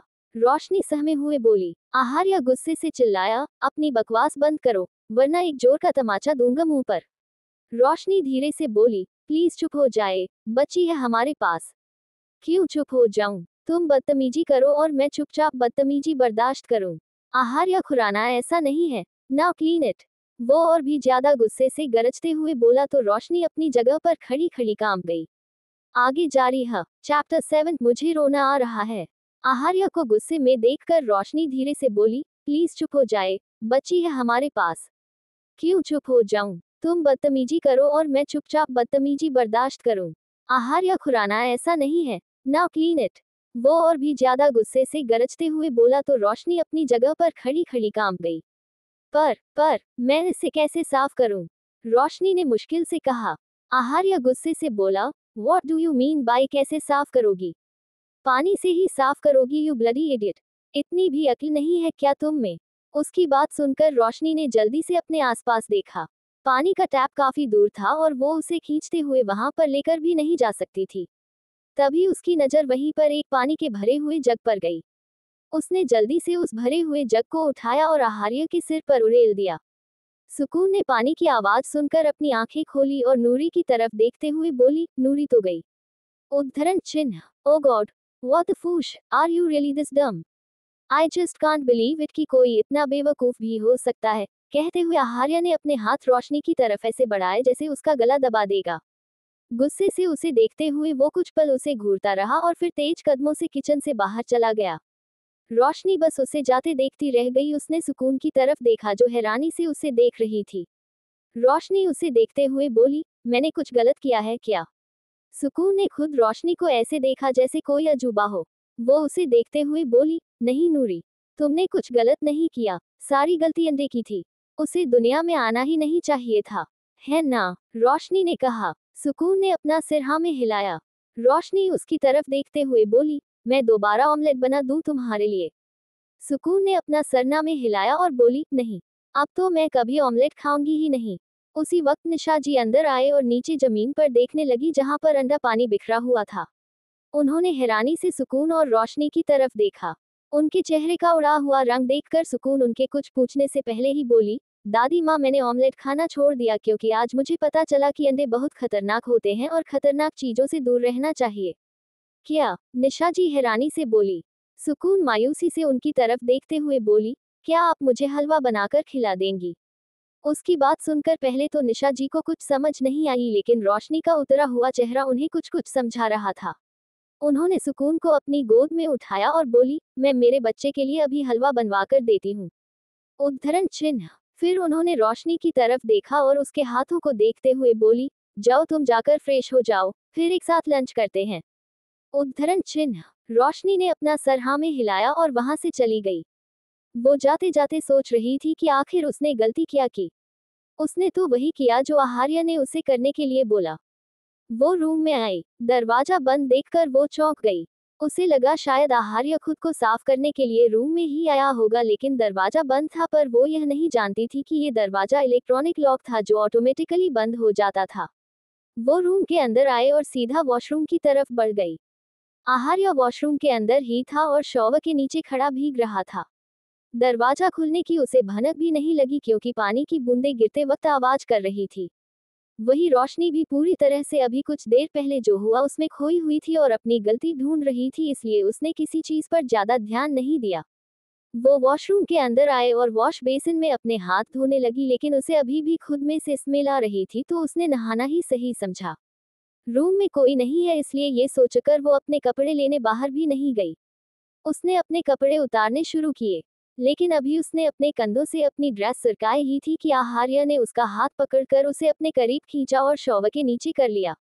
रोशनी एकदम से सुन रह गई। वो बुरी तरह से कांपने लगी। उसे अंदाजा भी नहीं था कि आहार्य वॉशरूम के अंदर होगा। आहार्य की ब्रॉड चेस्ट और उसके चेहरे से बहता हुआ पानी जो उसके नाक और उसके होठों से होता हुआ उसकी गर्दन पर जा रहा था, रोशनी उस पर से अपनी नजर ही नहीं हटा पाई। पानी के अंदर भी उसका गला सूखता जा रहा था। वही आहार्य उसे गुस्से से घूर रहा था। उसे गुस्से से देखते हुए ही वो बोला, क्या करना चाहती थी तुम? उसकी गुस्से भरी आवाज सुनकर रोशनी एकदम से होश में वापस लौटी और अपनी नजरें उस पर से हटाते हुए बोली, मैंने क्या किया? वो सब गलती से। गलती? हाँ गलती से किया तुमने। किसी के सामने अपने कपड़े उतारना गलती से होता है क्या? उसकी बात सुनकर रोशनी की आंखें बड़ी हो गई। उसे लगा शायद आहार्य अंडे वाले टॉपिक की बात कर रहा है, लेकिन उसकी बात सुनकर उसने खुद पर ध्यान दिया। उसकी ड्रेस उसके कंधों से हल्की सी उतरी हुई थी। उसने जल्दी से अपने कपड़ों को ठीक किया और आहार्य की तरफ देखते हुए बोली, वो, मैं वॉशरूम में अपने हाथ धोने। वो, आहार्य जोर से चिल्लाया, बकवास बंद करो अपनी। एक तो तुम इस तरह से जो मासूम बनती हो ना, ये मासूम बना बंद करो। तुम्हारी मासूमियत के बारे में मैं अच्छी तरह से जानता हूँ। तुम जैसी लड़कियां जो बिना सोचे समझे किसी से शादी कर लेती हैं, वो मासूम नहीं चालाक होती है, ये जानते हुए भी कि मैं एक बच्चे का बाप हूँ। तुमने मुझसे शादी करने के लिए हाँ कर दी। अब इसका मतलब ये तो नहीं हो सकता कि तुम मुझसे प्यार करती थी या तुम एक बच्चे की माँ बनना चाहती थी। इसका सीधा सीधा मतलब ये है कि तुम चालाक हो। और मुझे चालाक लोग पसंद है, बेहद पसंद है, लेकिन वो जो सामने से चालाकी करे, ना कि पीठ पीछे चालक बने और सामने से मासूम। रोशनी उसकी बातें सुनकर दंग रह गई। उसे यकीन नहीं हो रहा था कि आहार्य उसके बारे में ये सब सोचता है। आहार्य उसे देखते हुए बोला, आप मुझे गलत समझ रहे हैं। मैं आपसे शादी सिर्फ आहार्य उसकी बात बीच में ही काट कर बोला, मुझे तुमसे जानने की जरूरत नहीं है कि तुमने मुझसे शादी क्यों की। मैं अच्छी तरह से जानता हूँ तुम जैसी लड़कियां पैसों के लिए क्या कुछ कर सकती हो। शादी तो बहुत छोटी सी चीज है, तुम्हारी हदें भी शर्म से डूब जाती है जब तुम जैसी लड़कियां हदें पार करती हो। So don't be over smart with me. Roshni की आंखों में नमी आ गई। आहार्य उसके चेहरे पर झुका हुआ था, इसीलिए रोशनी के चेहरे पर पानी काफी कम गिर रहा था, इसीलिए उसके आंसू साफ दिखाई दे रहे थे। आहार्य व्यंग्य से मुस्कुराया और बोल, बस यही हथियार रह गया था तुम्हारा। इसे भी इस्तेमाल कर लो, लेकिन ये आंसू मुझे नहीं पिघला सकते। साबित क्या करना चाहती हो कि मेरी बातों से तुम्हें इतनी तकलीफ हो रही है कि तुम्हें रोना आ रहा है। रोशनी ने अपने आंसुओं को पोंछा और आहार्य की तरफ देखते हुए बोली, मैं रो नहीं रही हूँ, मुझे रोना आ रहा है। उद्धरण चिन्ह। आहार्य व्यंग्य से हंसा और बोला, अच्छा, और इन दो बातों में फर्क क्या है? उद्धरण चिन्ह। रोशनी उसकी तरफ देखते हुए बोली, जब हमें तकलीफ होती है तो हम रोते हैं, लेकिन जब तकलीफ हमारे दिल को होती है तो हमें खुद ब खुद रोना आता है। उसकी बात सुनकर आहार्य एकटक उसे देखता रह गया। आगे जारी है। Chapter 8 I don't care. Aharya Roshni की बात सुनकर एकटक उसे ही देखता रहा, लेकिन कुछ देर बाद उसके चेहरे के भाव फिर से सख्त हो गए और वो बेहद सर्द लहजे में बोला, मेरी बातों से चाहे तुम्हें तकलीफ हो या तुम्हारे दिल को, आई डोंट केयर, लेकिन अपनी ये आंखों को मेरे सामने पानी की टैप की तरह मत खोलना। मुझे बेहद नफरत है इन आंसुओं से। कहते हुए वो वहां से जाने लगा। रोशनी उसे जाते देखे हुए बोली, बेहद नफरत आपको सिर्फ इन आंसुओं से है या मुझसे? उसका सवाल सुनकर आहार्य के कदम रुक चुके थे। वो तिरछा मुस्कुराया और बिना उसकी तरफ पलटे ही बोला, दोनों से कहकर अब वो दरवाजे की तरफ बढ़ गया। उसने बाथरोब पहन लिया था। वो बाहर आया और वार्डरोब में से अपने कपड़े लेकर चेंज करने लगा और रोशनी उसका जवाब सुनकर शावर के नीचे खड़ी रह गई। शादी से पहले उसे इस बात का अंदाजा तक नहीं था कि आहार्य उससे नफरत करता होगा, क्योंकि ऐसा कोई कारण ही नहीं था कि आहार्य उससे नफरत करे। आहार्य क्या, कोई भी इंसान उसकी जिंदगी में ऐसा नहीं था जो उससे नफरत करता हो। उसे हमेशा से प्यार मिला था, आश्रम के बच्चों का प्यार मिला। भले ही वो अनाथ थी, लेकिन कभी उसे महसूस नहीं हुआ कि वो अनाथ है। पर शादी के बाद उसे पता चला कि नफरत जैसी भी कोई चीज होती है। उसने हमेशा से अपनी शादी के ख्वाब देखे थे, एक हसीन शादीशुदा जिंदगी के सपने देखे थे, लेकिन वो सारे ख्वाब, वो सारे सपने एकदम से टूट गए और वो इन ख्वाबों के टूटने का कारण तक नहीं जानती थी। बस अब वो सिर्फ यही बात जानती थी कि ये ख्वाब टूट चुके हैं। पर रोशनी जितनी मासूम थी, उतनी ही जिद्दी भी थी। इस शादी के मायने आहार्य के लिए क्या है वो नहीं जानती थी, लेकिन उसके लिए ये शादी बहुत मायने रखती थी और उसने सोच लिया था कि वो आहार्य के दिल में जो नफरत का समुंदर है, उसमें मोहब्बत का तूफान लाकर रहेगी। कुछ देर वो यूं ही शावर के नीचे भीगती रही और फिर गीले कपड़ों में ही बाहर दरवाजे तक आई। उसने झांक कर बाहर की तरफ देखा तो कोई नहीं खड़ा था। वो धीमे धीमे कदमों से बाहर आए, लेकिन अचानक ही उसके कानों में आहार्य की सख्त आवाज सुनाई दी, I want that damn deal, no matter what, जो करना पड़े वो करो, लेकिन किसी और के हाथ में वो डील नहीं जानी चाहिए। शायद वो किसी से फोन पर बात करते हुए बोल रहा था। वो एकदम से कांप गई और जल्दी से वापस वॉशरूम के अंदर जाने लगी, लेकिन उससे पहले ही उसका पैर स्लिप हुआ और वो धड़ाम से नीचे जमीन पर गिर गई। एक जोरदार आवाज सुनकर आहार्य ने पलटकर उसकी तरफ देखा। इस वक्त वो बालकनी में खड़ा सिगरेट पी रहा था, शायद इसीलिए रोशनी को दिखाई नहीं दिया। उसके सामने ही रोशनी खड़ी थी। इस वक्त उसने एक साड़ी पहनी हुई थी। पानी में भीगने की वजह से वो साड़ी पूरी तरह से उस पर लिपटी हुई थी और अब गिरने की वजह से उसका पूरा पल्लू उसके ऊपर से हट चुका था।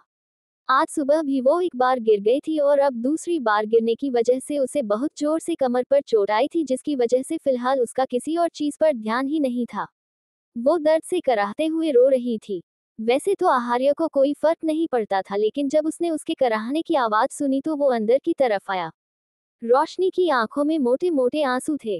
वो उसे देखकर व्यंग्य से मुस्कुराया और बोला, लगता है गिरने में पीएचडी कर रखी है तुमने, काफी गिरी हुई चीज हो तुम। रोशनी को पहले ही बहुत ज्यादा दर्द हो रहा था और अब आहार्य की बातें उसके गले पर नमक थी। वो कुछ नहीं बोली, बस रोते हुए उसकी तरफ देखती रह गई। उसने उठने की कोशिश की लेकिन उसे उठा नहीं गया और अभी तक उसका ध्यान अपने ही पल्लू पर नहीं गया था। आहार्य की नजरें उसके ऊपर ही थी। उसका गोरा पेट और गर्दन उसके सामने थी और ना चाहते हुए भी उसकी नजरें उसे पर टिकी हुई थी। वो उसके थोड़ा और करीब आया और फिर अपना हाथ उसकी तरफ बढ़ाया। रोशनी एकदम से हैरान रह गई। आज सुबह आहार्य ने उसकी बिल्कुल मदद नहीं की थी, वो भी तब जब खुद रोशनी ने उससे मदद मांगी थी। वो उसकी तरफ देखते ही रह गई तो आहार्य एक्सप्रेशनलेस होकर बोला, तुम्हारे लिए इतना फ्री नहीं हूं कि यहीं पर खड़ा रहूंगा। बहुत से काम है मुझे, हेल्प चाहिए तो बताओ, नहीं चाहिए तो। अभी वो बोल ही रहा था कि रोशनी ने जल्दी से उसके हाथ पर अपना हाथ रख दिया और खड़े होने की कोशिश की, लेकिन उसकी तरफ से सिर्फ कोशिश ही थी, सारा जोर आहार्य खुद लगा रहा था।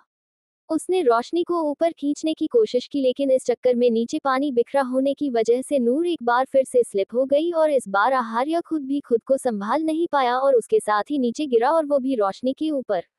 रोशनी उसके नीचे थी और वो खुद उसके ऊपर झुका हुआ था। नूर एक बार फिर से दर्द से कराह उठी। उसके हिसाब से भी बहुत ज्यादा गहरी हो चुकी थी और आहार्य की धड़कन भी एकदम तेजी से बढ़ गई। उसकी आंखें रोशनी के चेहरे पर थी, जो फिलहाल बेहद लाल दिखाई दे रहा था। आंसुओं से आंखें भरी हुई थी और लंबी लंबी सांस लेने की वजह से उसका पूरा सीना हलचल कर रहा था। वो उसे यूं ही देखता रह गया। उसकी नजरें खुद पर पाकर दर्द से कराहती हुई रोशनी एकदम से चुप हो गई और आहार्य के चेहरे की तरफ देखने लगी। दोनों के चेहरे इस वक्त बेहद करीब थे और दोनों की ही सांसें बेहद गर्म हो चुकी थी, जो उन्हें एक दूसरे के चेहरे पर महसूस हो रही थी। अचानक ही नूर चिल्लाई, आहे है। उसने अपने कंधे की तरफ देखा जहां पर आहार्य का हाथ था और आहार्य के हाथों में जलती हुई सिगरेट थी, जो रोशनी के कंधे पर लग चुकी थी। नूर की नजरों का पीछा कर आहार्य ने जब सिगरेट को रोशनी के कंधे पर देखा तो जल्दी से अपना हाथ पीछे किया और सिगरेट को बुझाया। उसने जल्दी से उसके कंधे पर देखा जहां पर लाल निशान हो चुका था। उसे देखते हुए वो बेचैन हो गया और जल्दी से उसके कंधे पर अपने होठों को गोलकर हवा छोड़ने लगा, तो रोशनी का ध्यान अपने कंधे से हटकर उसके चेहरे पर चला गया। आहार्य लगातार अपने होठों को गोलकर उस पर अपनी ठंडी ठंडी हवा छोड़ रहा था और रोशनी लगातार उसे देखे जा रही थी, लेकिन कुछ देर बाद अचानक ही आहार्य की एक्सप्रेशन बदल गई और उसने रोशनी के चेहरे की तरफ देखा। आहार्य को गुस्से में देखकर रोशनी सहम गई। आहार्य उसके ऊपर से हटा और गुस्से से उसे देखते हुए वहां से चला गया। रोशनी को तो समझ ही नहीं आया आखिर हुआ क्या। अभी आहार्य बिल्कुल नॉर्मल था, लेकिन अचानक से इतना चेंज क्यों। वहीं दूसरी तरफ the hell mansion, Ritesh couch पर बैठा लैपटॉप पर कुछ काम कर रहा था कि तभी मैंशन के में गेट से अनामिका की गाड़ी अंदर आई। तेज कदमों से चलते हुए अनामिका घर के अंदर आए और फिर अपने रूम में जाने लगी, लेकिन रितेश की आवाज सुनकर उसके कदम रुक गए। रितेश उसे जाते हुए देखा, बोला था, तो ये था तुम्हारा सरप्राइज। उसकी आवाज सुनकर अनामिका रुकी और फिर वापस उसकी तरफ पलटकर उसके करीब आने लगी। रितेश काउच पर बैठा उसे देख रहा था। वो उसके करीब आकर बोली, सरप्राइज? कैसा सरप्राइज? वही सरप्राइज जो तुम आहार्य खुराना को देने वाली थी। आई कांट बिलीव कि एक एक्स वाइफ अपने एक्स हस्बैंड के लिए उसकी न्यू मैरिज की रिसेप्शन पार्टी देने वाली है। पर ये सब करने की जरूरत ही क्या थी? अनामिका मुस्कुराए और फिर सामने टेबल की तरफ देखने लगी जहां पर ड्रिंक का गिलास रखा हुआ था। रितेश वहां बैठा हुआ ड्रिंक कर रहा था। उसने वो ड्रिंक का गिलास उठाया और फिर अपने होठों से लगाकर सारी ड्रिंक खत्म करते हुए बोली, तुमने सिर्फ वो सुना जो मैंने कहा, जो मेरे दिमाग में चल रहा है वो तुम नहीं जानते। रितेश ने सामने खड़े सर्वेंट को इशारा किया तो वो जल्दी से 2 ड्रिंक बनाकर लेकर आया। रितेश अनामिका की तरफ देखते हुए बोला, ऐसा क्या चल रहा है तुम्हारे दिमाग में? इतना तो जानता हूँ कि जो भी होगा बेहद खतरनाक होगा। रितेश की बात सुनकर अनामिका के होठों पर एक जहरीली मुस्कुराहट आ गई। वो रितेश की तरफ देखते हुए बोली, क्या तुम जानते हो कि रिसेप्शन पार्टी पर क्या होता है? रितेश ने सवालिया नजरों से उसे देखा और बोला, आई गेस हस्बैंड अपनी वाइफ को इंट्रोड्यूस करवाता है दुनिया से। उसका जवाब सुनकर अनामिका की मुस्कुराहट और भी ज्यादा लंबी हो गई। उसने वेटर की लाई हुई ड्रिंक ट्रे में से उठाए और फिर उसे पीने से पहले बोली, लेकिन इस बार इंट्रोडक्शन एक एक्स वाइफ देगी, वो भी अपने तरीके से। बोलकर उसने ग्लास को अपने होंठों से लगाकर एक ही बार में खत्म किया और फिर अपने होंठों रितेश के होंठों पर रखे और उसे चूमने लगी। आगे जारी है। चैप्टर 9 क्या चाहिए baby girl. The heaven mansion. Roshni को उस हालत में छोड़कर आहार्य रूम से बाहर निकल गया था। रूम से बाहर निकलकर वो सीधा अपने स्टडी रूम में आया और फिर फोन पर बात करने लगा। वो किसी डील के बारे में बात कर रहा था और वो जानता था कि इस डील के लिए सबसे ज्यादा कौन बेताब है। रितेश मेहरा, जिसने पूरा जोर लगा रखा है इस डील को हासिल करने के लिए। हालांकि आहार्य को इस डील में बिल्कुल भी इंटरेस्ट नहीं था क्योंकि ये डील उसके लिए काफी छोटी थी, पर फिर भी वो इसे हासिल करना चाहता था। क्योंकि उसका एक ही असूल था, जब अपने दुश्मन को गिराना हो तो सबसे पहले उसकी पीठ तोड़ो। पीठ टूटी तो दुश्मन खुद ब खुद पैरों पर आ जाएगा। उसने कुछ देर फोन पर बात की और फिर स्टडी रूम से बाहर निकाल कर हाल की तरफ आया। वो अभी रेलिंग से लगकर ऊपर ही खड़ा था कि उसकी नजर नीचे रोशनी और सुकून पर गई, जो काउच पर बैठी थी। सुकून रोशनी की गोद में बैठी थी। रोशनी उसके चेहरे पर अपना हाथ रख कर बोली, अब भी आप मुझे नूरी क्यों कहती हैं? आप मुझे माँ क्यों नहीं कहती? सुकून ने सवालिया नजरों से उसे देखा और बड़ी ही मासूमियत से बोली, माँ क्या होता है? उसका सवाल सुनकर रोशनी भी हैरान रह गई। वो कुछ बोलने को हुई, लेकिन उससे पहले ही अचानक ही सुकून उसकी गोद से निकल गई। वो अपने आप नहीं निकली थी, बल्कि आहार्य ने उसे खींचा था और अब वो रोशनी को बहुत ज्यादा गुस्से से देख रहा था। उसी वक्त निशा जी वहां पर आई। आहार्य गुस्से से रोशनी को देखते हुए बोला, मुझे बिल्कुल पसंद नहीं कोई मेरे प्रिंसेस को उल्टी सीधी बातें सिखाए। मैं बर्दाश्त नहीं करूंगा अगर किसी ने मेरे प्रिंसेस की मासूमियत के साथ खेलने की कोशिश की। उसकी बातें सुनकर रोशनी हैरान रह गई। निशा जी उसकी तरफ देखते हुए बोली, सी पर हुआ क्या है आहार्य? आहार्य ने उनकी बात का जवाब नहीं दिया, बस सुकून को उनकी गोद में दिया और फिर रोशनी का हाथ पकड़ लिया। रोशनी एकदम से हैरान रह गई। आहार्य ने उसका हाथ बहुत ज्यादा कसकर पकड़ हुआ था। रोशनी उसे देखते हुए बोली, आप ये क्या कर रहे हैं? लेकिन उसके कहते कहते ही आहार्य ने उसे खींचना शुरू कर दिया था। वो उसे खींचते हुए ऊपर की तरफ लेकर जा रहा था। निशा जी भी एकदम हैरान रह गई। सुकून भी डर चुकी थी, पर आहार्य को जैसे कोई फर्क नहीं पड़ रहा था। आहार्य उसका हाथ बेहद कसकर पड़े हुए उसे खींचकर ऊपर कमरे में लेकर आया और फिर दरवाजा बंद कर उसे दरवाजे से लगा दिया। रोशनी उसकी आंखों में बेहिसाब गुस्सा देख सकती थी और उसका गुस्सा देखकर वो सहम रही थी। वो उसकी तरफ देखते हुए बोली, क्या कर रहे हैं ये आप? ऐसे कौन करता है? अच्छा, और जो तुम कर रही थी वो क्या था? आहार्य ने गुस्से से पूछा।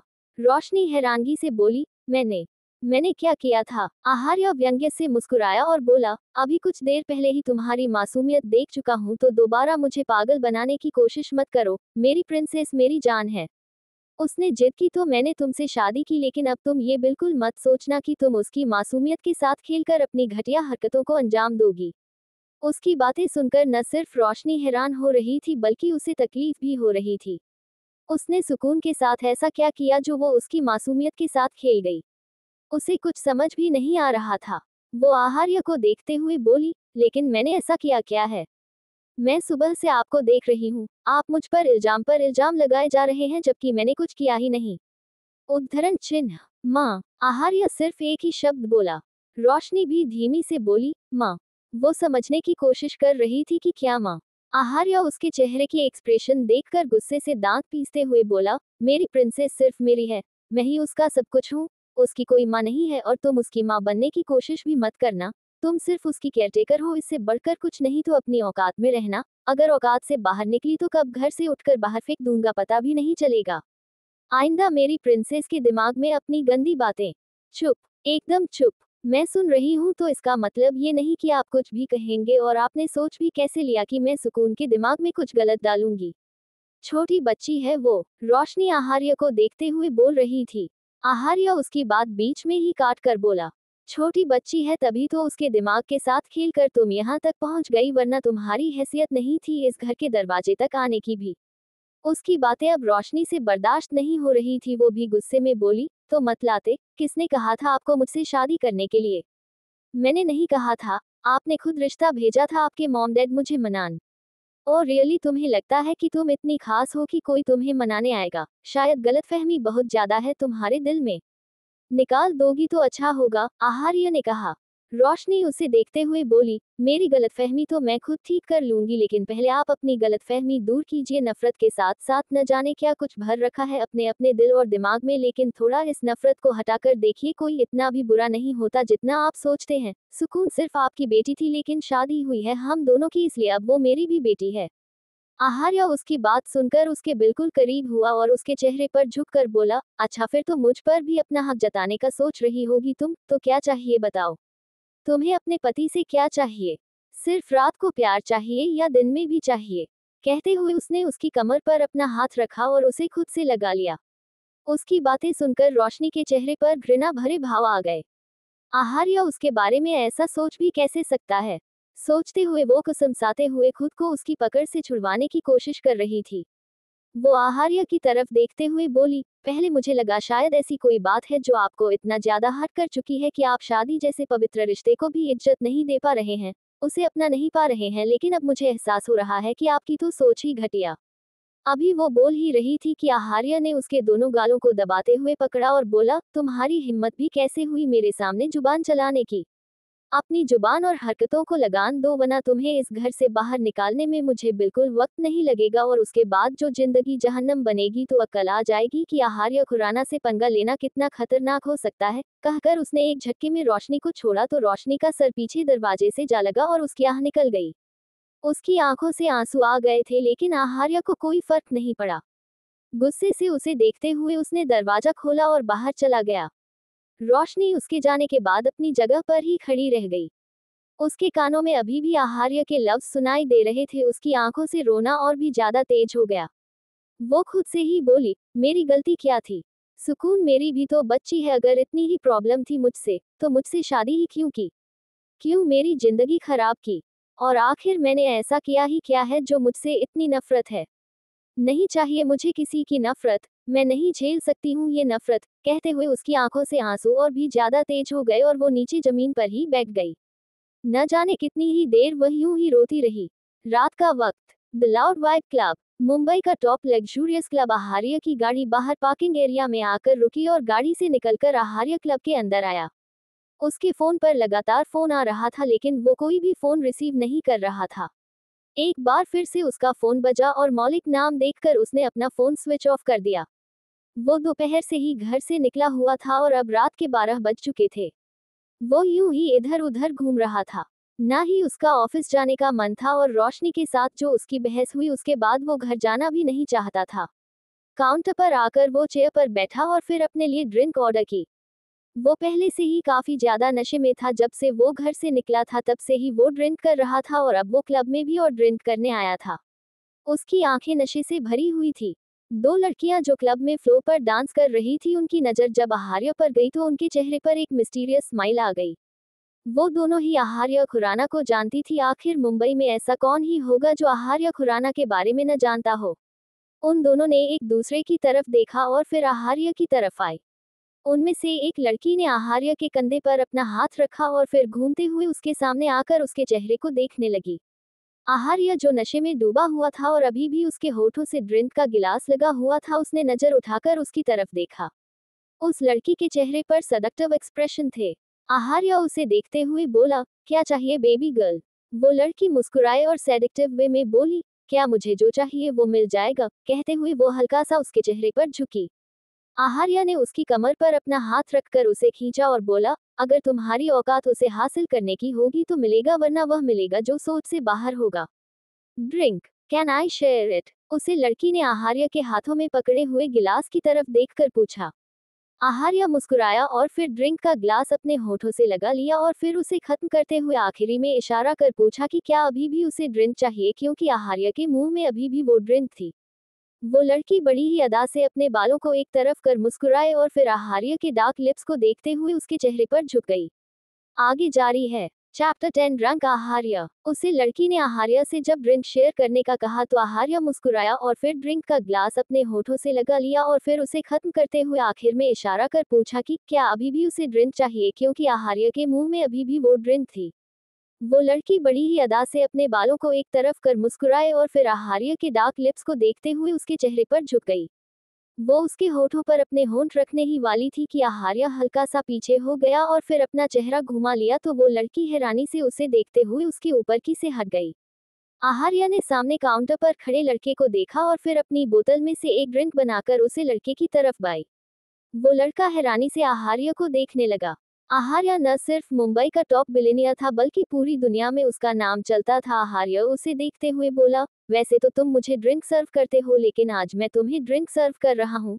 Have it. कहते हुए उसने वो गिलास थोड़ा सा और उसकी तरफ सरका दिया तो उस लड़के को तो पसीना ही आने लगा। उसे आहार्य से डर भी लग रहा था और थोड़ी हैरानी भी हो रही थी, लेकिन आहार्य के इशारे पर उसने वो ड्रिंक का गिलास उठाया और अपने होठों से लगा लिया। वो लड़की आहार्य को सवालिया नजरों से देख रही थी। आहार्य उसकी नजरें खुद पर पाकर बोला, जाओ जाकर उस लड़के को किस करो। उद्धरण चिन्ह। उसकी बात सुनकर उस लड़की ने मुंह बनाया और गुस्से से बोली, यू, तुमने सोचा भी कैसे कि मैं इसे किस करूंगी। आहार्य ने सवालिया नजरों से उसे देखा और बोला, क्यों, उस लड़के में क्या प्रॉब्लम है? वो भी तो मेरी तरह एक लड़का ही है और मुझे नहीं लगता उसमें और मुझ में कुछ फर्क होगा। You know what I mean. कहते हुए उसके चेहरे पर एक सार्कास्टिक स्माइल आ गई। उस लड़की ने गुस्से से आहार्य को देखा और बोला, तुमने सोच भी कैसे लिया कि मैं एक वेटर को, हाउ चीप। उसकी बात सुनकर आहार्य हंसने लगा और उसे हंसते हुए देखकर उस लड़की को और भी ज्यादा गुस्सा आने लगा। आहार्य हंसते हुए बोला, तुम उसे लड़के को किस नहीं करोगी क्योंकि वो चीप है, लेकिन तुम क्या हो, चीप चीप चीपेस्ट। हाउ डरे यू, वो लड़की गुस्से से बोली। आहार्य अपनी जगह से खड़ा हुआ और फिर उस लड़की के बिल्कुल करीब हो गया। वो लड़की एकदम से हैरान हो गई। आहार्य हल्का सा उसके चेहरे पर झुका और बोला, उस लड़के और मुझ में सिर्फ इतना ही फर्क है कि उसकी जेब में वो पैसा नहीं जो मेरी जेब में है। घटिया वो नहीं, घटिया तुम हो, ब्लडी बिच। सिर्फ तुम ही नहीं, तुम सारी लड़कियां ही बेहद घटिया होती हो। जिस लड़के की जेब में ढेर सारा पैसा होता है उससे तुम्हें एक ही नजर में प्यार हो जाता है और फिर तुम कहती हो कि लड़के घटिया है। तुम्हारा दो कौड़ी का ब्लडी फूशिंग लव। कहकर वो एक बार फिर से व्यंग से हंसा। वो लड़की उसकी तरफ देखते ही रह गई। आहार्य ने अपनी जेब में से पैसे निकाल कर काउंटर पर रखे और फिर बाहर की तरफ जाने लगा। वो लड़की गुस्से से उसे देख रही थी। आहार्य एक बार फिर से उसके करीब हुआ और उस पर झुक कर गया। एन इस वक्त उसकी आंखों में बेहद मदहोशी थी। उसने उसे लड़की के गाल पर बड़े ही प्यार से अपना हाथ रखा और थोड़ा सेडेटिव में उसके गाल को सहलाया तो उसके रोंगटे खड़े होने लगे।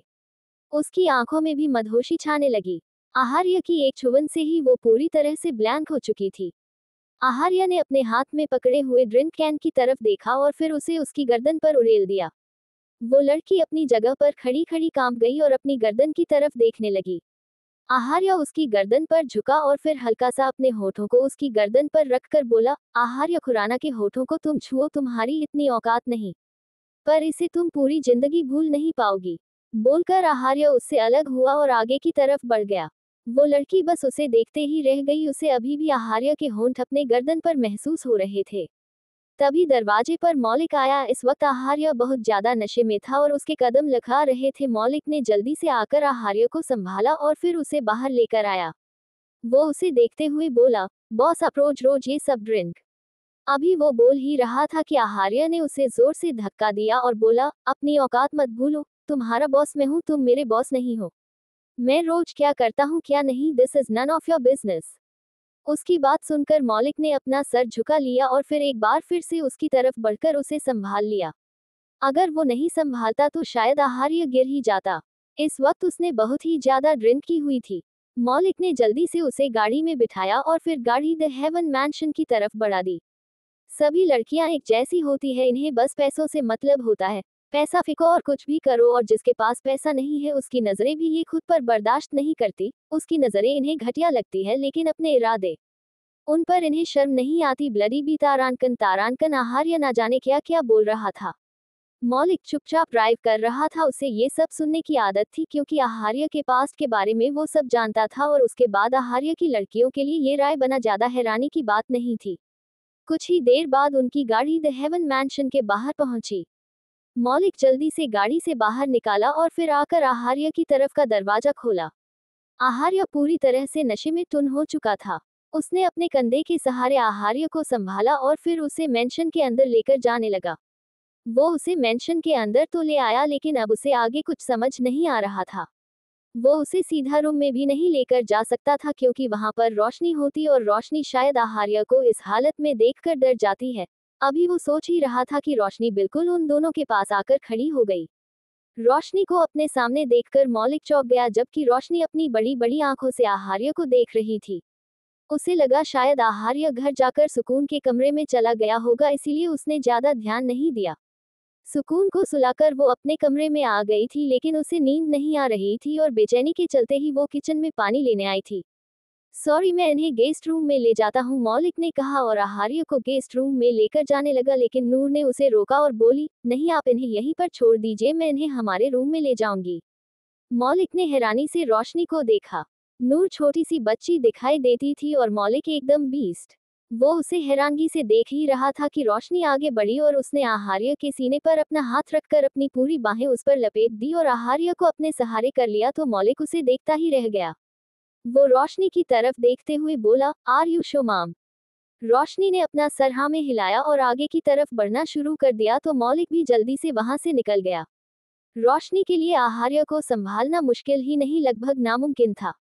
उन दोनों में जमीन आसमान का फर्क था लेकिन फिर भी उसने आहार्य को पूरी तरह से अपने ऊपर झुका रखा था जिससे उसके कंधों पर बहुत दर्द भी होने लगा था। उसने आहार्य की चेहरे की तरफ देखा जो इस वक्त बेहद लाल नजर आ रहा था। वो आहार्य की तरफ देखते हुए बोली, किसी और का नहीं तो कम से कम सुकून का तो ख्याल करते आप, अगर वो आपको इस हालत में देखेगी तो। अभी वो बोल ही रही थी कि उसकी बात सुनकर आहार्य ने अपनी आंखें खोली और जोर से उसे धक्का दे दिया। रोशनी लड़खड़ाकर सीढ़ियों की रेलिंग पर गिर गई। आहार्य गुस्से से उसे देखता हुआ उसके करीब आया। आगे जारी है। चैप्टर 11 आहार्य की नशे में गुस्ताखी।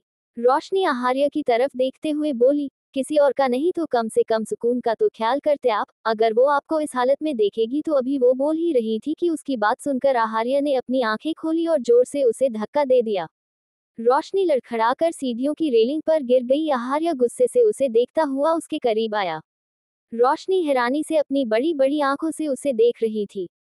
आहार्य उसके बिल्कुल करीब आया और बोला, तुम कौन होती हो मुझे सिखाने वाली कि मुझे कैसे किसके सामने जाना चाहिए और कैसे किसके सामने नहीं। अब तुम डिसाइड करोगी कि आहार्य खुराना को क्या करना चाहिए। कहते हुए उसका चेहरा रोशनी पर झुका हुआ था।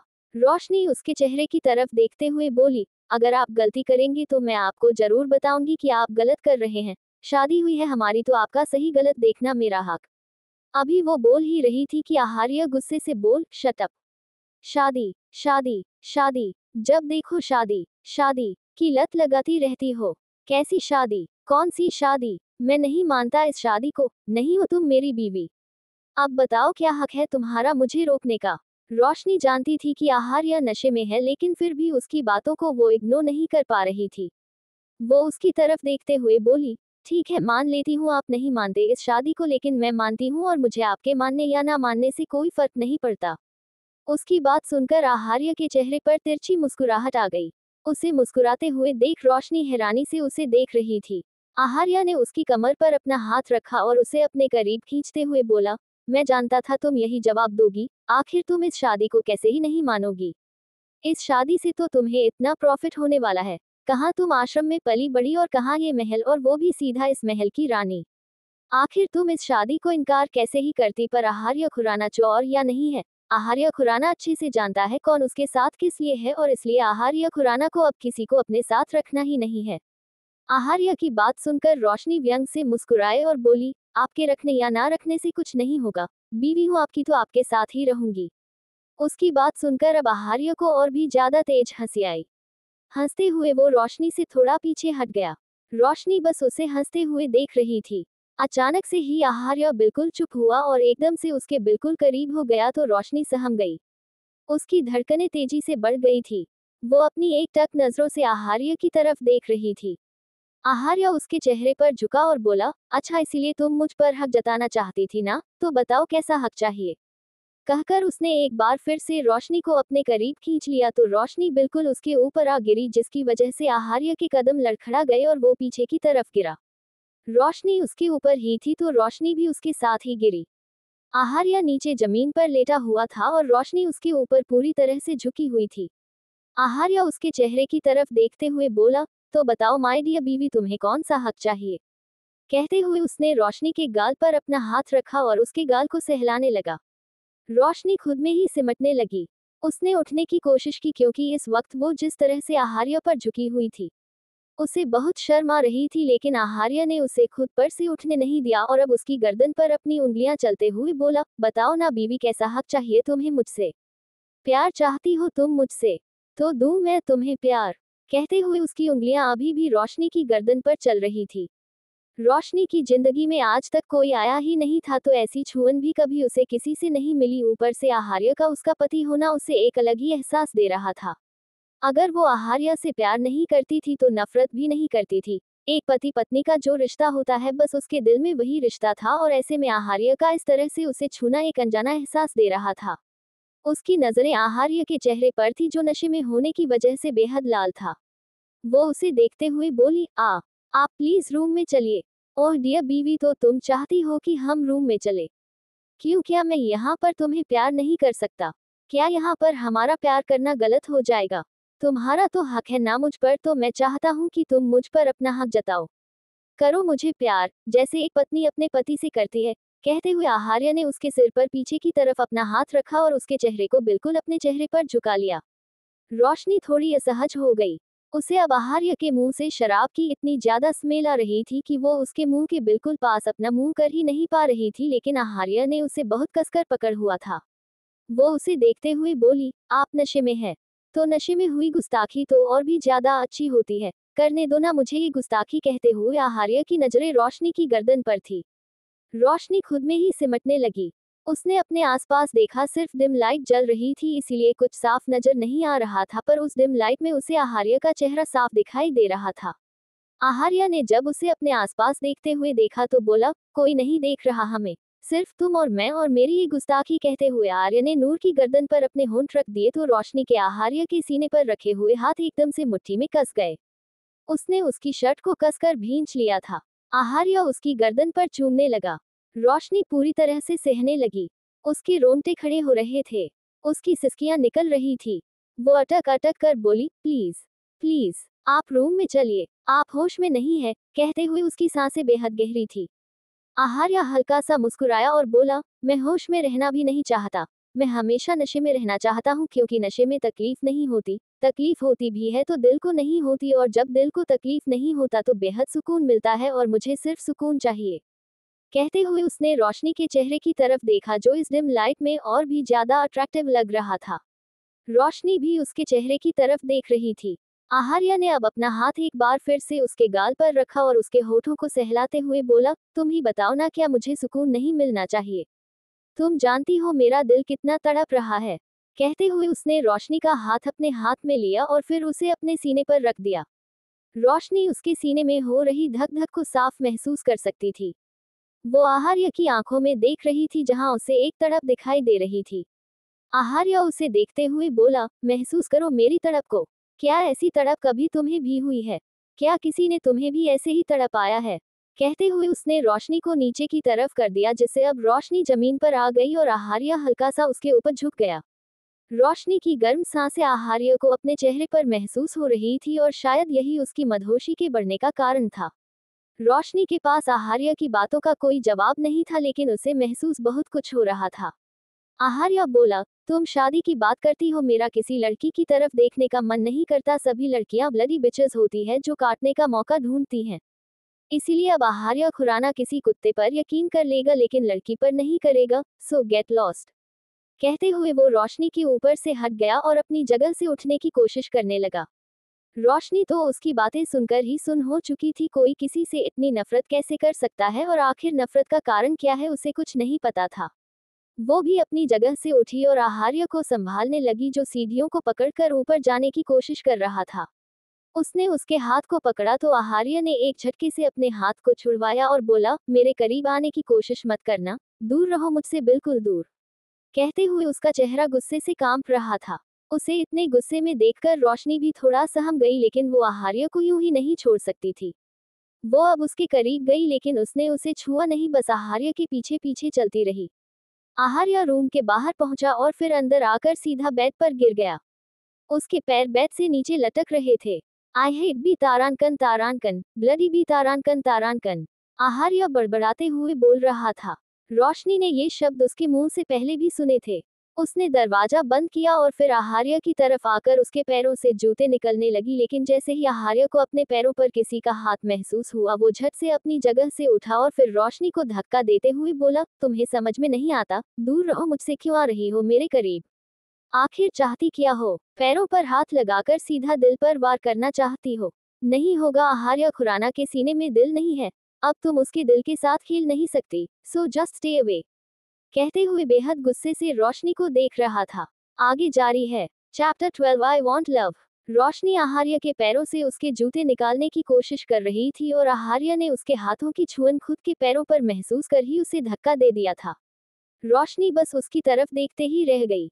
आहार्य गुस्से में कांपते हुए उसे खुद से अलग रहने के लिए बोल रहा था। रोशनी उसके पास आए और फिर उसके ऊपर हल्का सा झुक गई तो अब आहार्य चुप हो गया। छोटी सी रोशनी ने एकदम बीस्ट आहार्य को कवर कर रखा था। आहार्य उसकी आंखों में देख रहा था और रोशनी ने एकदम से ही उसके चेहरे को अपने सीने से लगा लिया था। आहार्य ब्लैंक हो गया। उसके हाथ नीचे ही थे, लेकिन रोशनी का एक हाथ आहार्य के सिर पर था और दूसरा उसकी पीठ पर। आहार्य गुस्से में कांप रहा था, लेकिन धीरे धीरे उसका कांपना कम हो रहा था।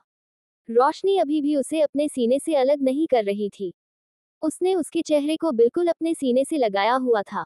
इस वक्त उसे ये सब करने में बहुत ज्यादा हिम्मत लग रही थी, लेकिन फिर भी वो पीछे नहीं हो रही थी। कुछ देर बाद जब उसे आहार्य के वो बड़बड़ाने की आवाज, गुस्से में कांपना बिल्कुल खत्म होता हुआ महसूस हुआ, तो उसने उसके चेहरे को अपने सीने से अलग किया। रोशनी उसके बालों को सहलाते हुए उसके चेहरे की तरफ देखने लगी। एकदम लाल सा चेहरा, आंखें बंद और गहरी गहरी सांसें, वो बस उसे देखते ही रह गई। वो धीरे धीरे उसे नीचे की तरफ झुकाते हुए बिस्तर पर पूरी तरह से लिटाने की कोशिश करने लगी, लेकिन इन सब चक्कर में वो खुद भी उसके चेहरे से लगी हुई, जिससे वो खुद भी उसके साथ ही लेट रही थी। आहार्य को अच्छे से लिटाकर वो उससे अलग होने लगे, लेकिन तभी आहार्य ने उसकी कमर पर अपना हाथ रखकर उसे अपनी बाहों में समेट लिया। रोशनी चौंक गई। उसका चेहरा आहार्य के चेहरे के बिल्कुल करीब था और आहार्य का चेहरा हल्का सा उसके सीने पर झुका हुआ था। उसके लिए वो बहुत ही ज्यादा ऑकवर्ड मोमेंट था, लेकिन वो कुछ कर भी नहीं पा रही थी क्योंकि आहार्य का हाथ पूरी तरह से उसके ऊपर था। वो उसके सोने का इंतजार करने लगी। उसने आहार्य को इसीलिए अपने सीने से लगाया था ताकि वो शांत हो जाए, क्योंकि जिस तरह से वो गुस्से में कांप रहा था, रोशनी को और कुछ समझ ही नहीं आया, लेकिन उसकी ये ट्रिक काम कर गई और आहार्य शांत हो गया। अब बस उसे आहार्य के अच्छी तरह से नींद में जाने का इंतजार था। वो खुद अपनी आंखें बंद किया उसके सोने का इंतजार कर रही थी और इस इंतजार में कब वो गहरी नींद में चली गई उसे पता ही नहीं चला। वहीं दूसरी तरफ द हेल मैंशन। अनामिका एक रिवीलिंग ब्लैक कलर की नाइटी पहने अनामिका अपने ही कमरे में बने हुए बार काउंटर में खड़ी थी। उसके हाथ में उसका फोन था, जिसमें वो आज सुबह जो प्रेस कॉन्फ्रेंस हुआ उसके बारे में न्यूज़ देख रही थी। उस न्यूज़ को देखते हुए उसके चेहरे पर एक शातिर मुस्कुराहट थी। वॉशरूम से बाथरोब पहने रितेश बाहर आया और उसकी तरफ देखते हुए बोला, क्या हुआ डार्लिंग, काफी खुश नजर आ रही हो। कहते हुए वो अनामिका के पास आया और फिर वहां पर चेयर पर बैठ गया। अनामिका मुस्कुराए और उसके लिए गिलास में वाइन डालते हुए बोली, बात ही खुशी की है, यू नो वॉट। अनामिका को किसी से कोई मतलब नहीं, लेकिन वो बहुत ज्यादा सेल्फ ऑब्सेस्ड पर्सन है, इसीलिए जब कोई उसे तकलीफ देता है तो अनामिका का ऑब्सेशन उस इंसान को पूरी तरह से बर्बाद करना बन जाता है। रितेश उसकी बात सुनकर मुस्कुराते हुए बोला, तो अब किसने तकलीफ पहुंचा दी तुम्हें। कहते हुए उसने अनामिका का बनाया हुआ ड्रिंक का गिलास लिया। अनामिका अपनी शातिर नजरों से रितेश की तरफ देखते हुए बोली, इस दुनिया में ऐसा कौन है जो अनामिका को तकलीफ पहुंचा सकता है। सिर्फ एक इंसान, आहार्य खुराना। और अब शुरू होगी आहार्य खुराना की बर्बादी। उसकी बात सुनकर रितेश जोरों से हंसने लगा। उसकी हंसी देखकर अनामिका चिढ़ गई, क्योंकि उसकी हंसी उसे अपनी बातों का मजाक बनाती हुई लग रही थी। उसे गुस्से में देखकर रितेश चुप हुआ और फिर उसकी तरफ देखते हुए बोला, तुम्हें सच में लगता है कि तुम आहार्य खुराना को बर्बाद कर सकती हो? तुम जानती भी हो इस वक्त आहार्य खुराना क्या कर रहा होगा। अनामिका ने सवालिया नजरों से उसे देखा। रितेश मुस्कुराते हुए बोला, रात के 1 बजे पति पत्नी जिनकी नई नई शादी हुई हो वो क्या करते हैं स्वीट हार्ट। उसकी बात सुनकर अनामिका व्यंग से हंसी और फिर अपना गिलास छोड़कर सीधा बोतल से ही पीने लगी। रितेश उसे देखते हुए बोला, लगता है अपने एक्स हस्बैंड के किसी और के साथ होने के बारे में सोचकर तुम्हें सदमा लग रहा है, तकलीफ हो रही है। उद्धरण चिन्ह। अनामिका ने एक ही घूंट में वो सारी बोतल खत्म कर दी और फिर उस बोतल को जोर से नीचे जमीन पर फेंका तो रितेश भी हैरान रह गया। अनामिका की आंखें इस वक्त लाल अंगारों की तरह जल रही थी। वो गुस्से से गहरी गहरी सांस लेती हुई रितेश को देखकर बोली, आहार्य खुराना सिर्फ एक खोखला इंसान है और उसे खोखला बनाने वाली हूं मैं। ए गुड हस्बैंड वो कभी हो ही नहीं सकता। वो सिर्फ एक चलता फिरता इंसान है, लेकिन उसके अंदर के सारे इमोशन मैंने खत्म कर दिए हैं और उन इमोशंस की जगह मैंने सिर्फ और सिर्फ नफरत भर दी है। वो बेइंतहा नफरत कर सकता है लेकिन बेइंतहा मोहब्बत कभी नहीं। और नफरत सिर्फ जलाती है, सुकून नहीं देती। ये जलन आहार्य खुराना को हमेशा महसूस होगी। वो जब तक जिएगा नफरत की आग में जलेगा, और ये अनामिका का दावा है। कहते वक्त उसके चेहरे के एक्सप्रेशन और भी ज्यादा खतरनाक हो गए। उसने सिगरेट जलाए और उसे अपने होठों में दबाकर लंबे लंबे कश भरने लगी। रितेश ने उसे देखा और फिर अपनी जगह से खड़े होकर उसके पास आया और उसकी गर्दन पर अपने हाथ रखकर उंगलियों से सहलाते हुए बोला, काम डाउन स्वीट हार्ट, जैसा तुम चाहती हो वैसा ही होगा। आई नो, मैं जानती हूँ ऐसा ही होगा, क्योंकि आहार्य खुराना की किस्मत अब मेरे हाथ में है। मैं उससे इतना ज्यादा नफरत करती हूँ कि मैं उसे मरने भी नहीं दूंगी, लेकिन उसे तिल तिल मारूंगी, ताकि उसे याद रहे कि कोई अनामिका उसकी जिंदगी में आई थी। आई हेट आहार्य खुराना, कहकर उसने अपना हाथ काउंटर पर मारा, जिससे वहां पर रखी हुई सारी बोतल और गिलास नीचे गिर गए। वो बेहद गुस्से से कांप रही थी, लेकिन फिर उसकी नजर रितेश पर गई। वो अपनी जगह से खड़ी हुई और बैग की तरफ जाकर बेड पर बैठते हुए बोली, आई वॉन्ट लव। कहते हुए उसने अपनी नाइटी को कंधे से सरका दिया तो रितेश के चेहरे पर एक तिरछी मुस्कुराहट आ गई। अंडरस्को अंडरस्को अंडरस्को। सुबह के 7 बजे आहार्य की नींद खुली। उसने अपना हाथ अपने चेहरे पर रखा और अपनी आंखें खोलते हुए अपने आसपास देखने की कोशिश की, लेकिन वो कुछ देख ही नहीं पाया। उसे बस किसी की गहरी गहरी सांसें महसूस हो रही थी और उसके होंठ किसी की गर्दन को छू रहे थे। उसकी आंखें बड़ी हो गई। एक झटके से वो पीछे हटा और रोशनी की तरफ देखने लगा, जो लगभग उसके ऊपर झुकी हुई सो रही थी। उसका चेहरा गुस्से से कांपने लगा। उसकी आज से जलती हुई नजरें रोशनी पर थी। रोशनी भी अपनी आंखें धीरे धीरे खोल रही थी। आहार्य जिस तरह से उससे अलग हुआ था, उसकी नींद खुल चुकी थी। आंखें खोलकर उसने सामने की तरफ देखा, जहां पर आहार्य बेहद गुस्से से उसे देख रहा था, और फिर उसने खुद की तरफ देखा और अपनी हालत देखकर वो थोड़ा अनकंफर्टेबल हो गई। वो झट से उठकर बैठी और खुद का हुलिया ठीक करने लगी, लेकिन उससे पहले ही आहार्य उसके करीब आ गया, जिससे रोशनी का सिर हेडरेस्ट से लग गया और आहार्य उसके चेहरे पर झुका हुआ था। आहार्य उसे देखते हुए बोला, तो दिखा ही दी तुमने अपनी औकात। लड़के लड़कियों का फायदा उठाते हैं, ये तो बहुत बार सुना था, लेकिन तुम जैसी लड़कियां भी पीछे नहीं हटती। मुझे नशे में देखकर खुद ही मेरे करीब आ गई।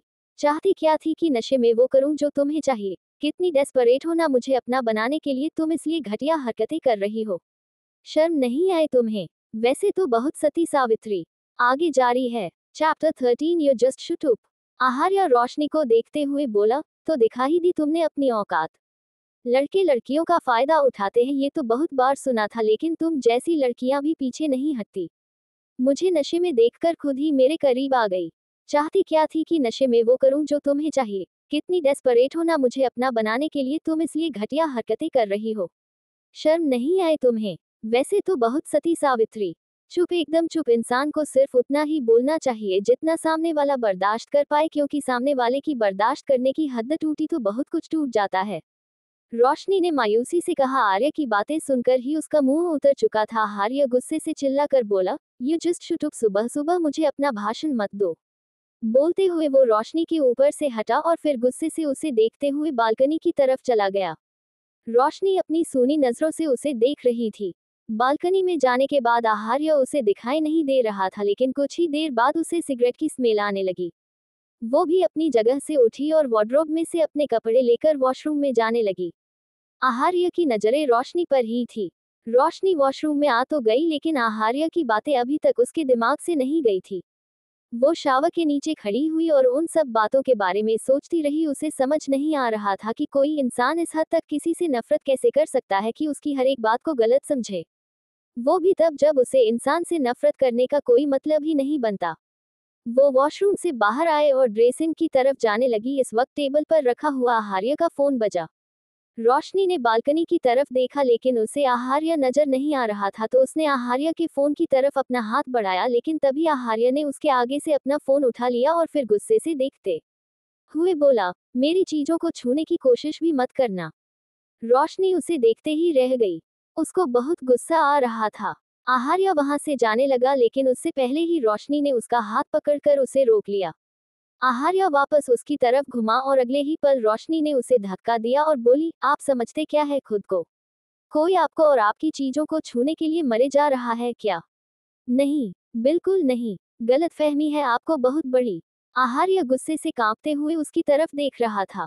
वो उसके करीब आया और उसके सिर पर अपना हाथ रखकर उसके बालों को अपनी मुट्ठी में भरकर खींचते हुए बोला, तुम्हारी हिम्मत कैसे हुई मुझे धक्का देने की? आह! रोशनी की दर्द से आह निकली। लेकिन उसकी आह सुनकर भी आहार्य ने उसके बालों को नहीं छोड़ा और गुस्से से कांपते हुए उसे देखता रहा। रोशनी दर्द से कराहते हुए बोली, छोड़िए मुझे। उद्धरण चिन्ह। आहार्य ने अब उसे एक झटके में छोड़ा और बोला, क्या हुआ, तकलीफ हो रही है अब? तो ऐसे काम कर ही क्यों रही हो जिससे तकलीफ हो? बोल चुका हूँ तुमसे कि दूर रहो मुझसे। रोशनी की आंखों में आंसू थे। वो उसे देखते हुए बोली, मुझे भी आपके करीब आने का कोई शौक नहीं है। अच्छा। बोलते हुए आहार्य उसके करीब हुआ। रोशनी ने अपना एक कदम पीछे लिया, लेकिन पीछे ही टेबल था तो उसका पैर लड़खड़ा गया, लेकिन अगले ही पल आहार्य ने अपना हाथ उसकी पीठ पर रखते हुए उसे गिरने से बचा लिया। रोशनी गहरी गहरी सांस लेते हुए उसे देख रही थी। पूरा टेबल कांच का था, अगर वो गिरती तो ना कांच बचता ना वो। आहार्य उसे देखते हुए बोला, क्या मतलब है तुम्हारा ये कहने का कि तुम मेरे करीब नहीं आना चाहती, जबकि तुम्हारी हरकतें तो बता रही है कि मेरे करीब आने के लिए तुम मरे जा रही हो। आई गेस तुम्हारा दिल नहीं, तुम्हारा ये जिस्म मुझे चाहता है। तभी तो मेरे मना करने के बाद भी पूरी रात तुम मेरे साथ। रोशनी नहीं जानती थी कि आहार्य के दिमाग में क्या भरा है। उसे पता भी नहीं था कि इस तरह करीब आने पर होता क्या है। वो बहुत सिंपल सी लड़की थी जो इन सब चीजों के बारे में नहीं जानती थी। उसे सिर्फ इतना पता था कि पति पत्नी के बीच कुछ रिश्ते बनते हैं, लेकिन कैसे और किस तरह से उसे इस बात का दूर दूर तक कोई अंदाजा नहीं था। पर आहार्य जिस तरह से अपनी बात कह रहा था, उसे देखते ही वो समझ रही थी कि जरूर कुछ ना कुछ गलत ही होगा। उसने अपना चेहरा घुमा लिया और उसका चेहरा घूमते हुए देख आहार्य के चेहरे पर तिरछी मुस्कुराहट आ गई। वो उसकी गर्दन पर झुका और बोला, बताओ ना लिटिल कैट, तुम्हारी हरकतें और तुम्हारी बातें आपस में क्यों नहीं मिलती? मेरे करीब आने पर तुम यूं छुई मुई सी क्यों होने लगती हो? कहते हुए आहार्य ने उसकी गर्दन पर अपनी उंगली रख दी। रोशनी बुरी तरह से कांप रही थी। आहार्य ने अभी भी उसे सीधा खड़ा नहीं किया था और जिस तरह से रोशनी के रोंगटे खड़े हो रहे थे, आहार्य साफ महसूस कर सकता था। रोशनी ने उसके सीने पर अपना हाथ रखा और बिना उसकी तरफ देखे बोली, दूर हटिए मुझसे। आहार्य ने अपनी भावें उचकाते हुए उसे देखा और बोला, क्या सच में तुम चाहती हो कि मैं तुमसे दूर हो जाऊं? रोशनी ने चेहरा घुमाकर उसकी तरफ देखा और बिना कुछ बोले अपनी गहरी नजरों से उसे देखती रही तो आहार्य के चेहरे पर एक बार फिर से तिरछी मुस्कुराहट आ गई। अगले ही पल उसने रोशनी की कमर पर रखा अपना हाथ हटा दिया, जिससे नूर एकदम नीचे हुई और सीधा टेबल पर जाकर लगने को हुई, लेकिन सिर्फ 1 इंच के फासले पर आहार्य ने फिर से रोशनी को अपनी बाहों में संभाल लिया। रोशनी की सांसें हलक में आ गई थी। उसकी आंखें फटी की फटी रह गई और दिल की धड़कन तो बस समझ ही नहीं आ रही थी कि किस स्पीड से भाग रही है। अगर एक पल भी आहार्य को देरी होती तो वो गिरती नहीं बल्कि मर जाती। उसका दिल जोरों से धक धक कर रहा था।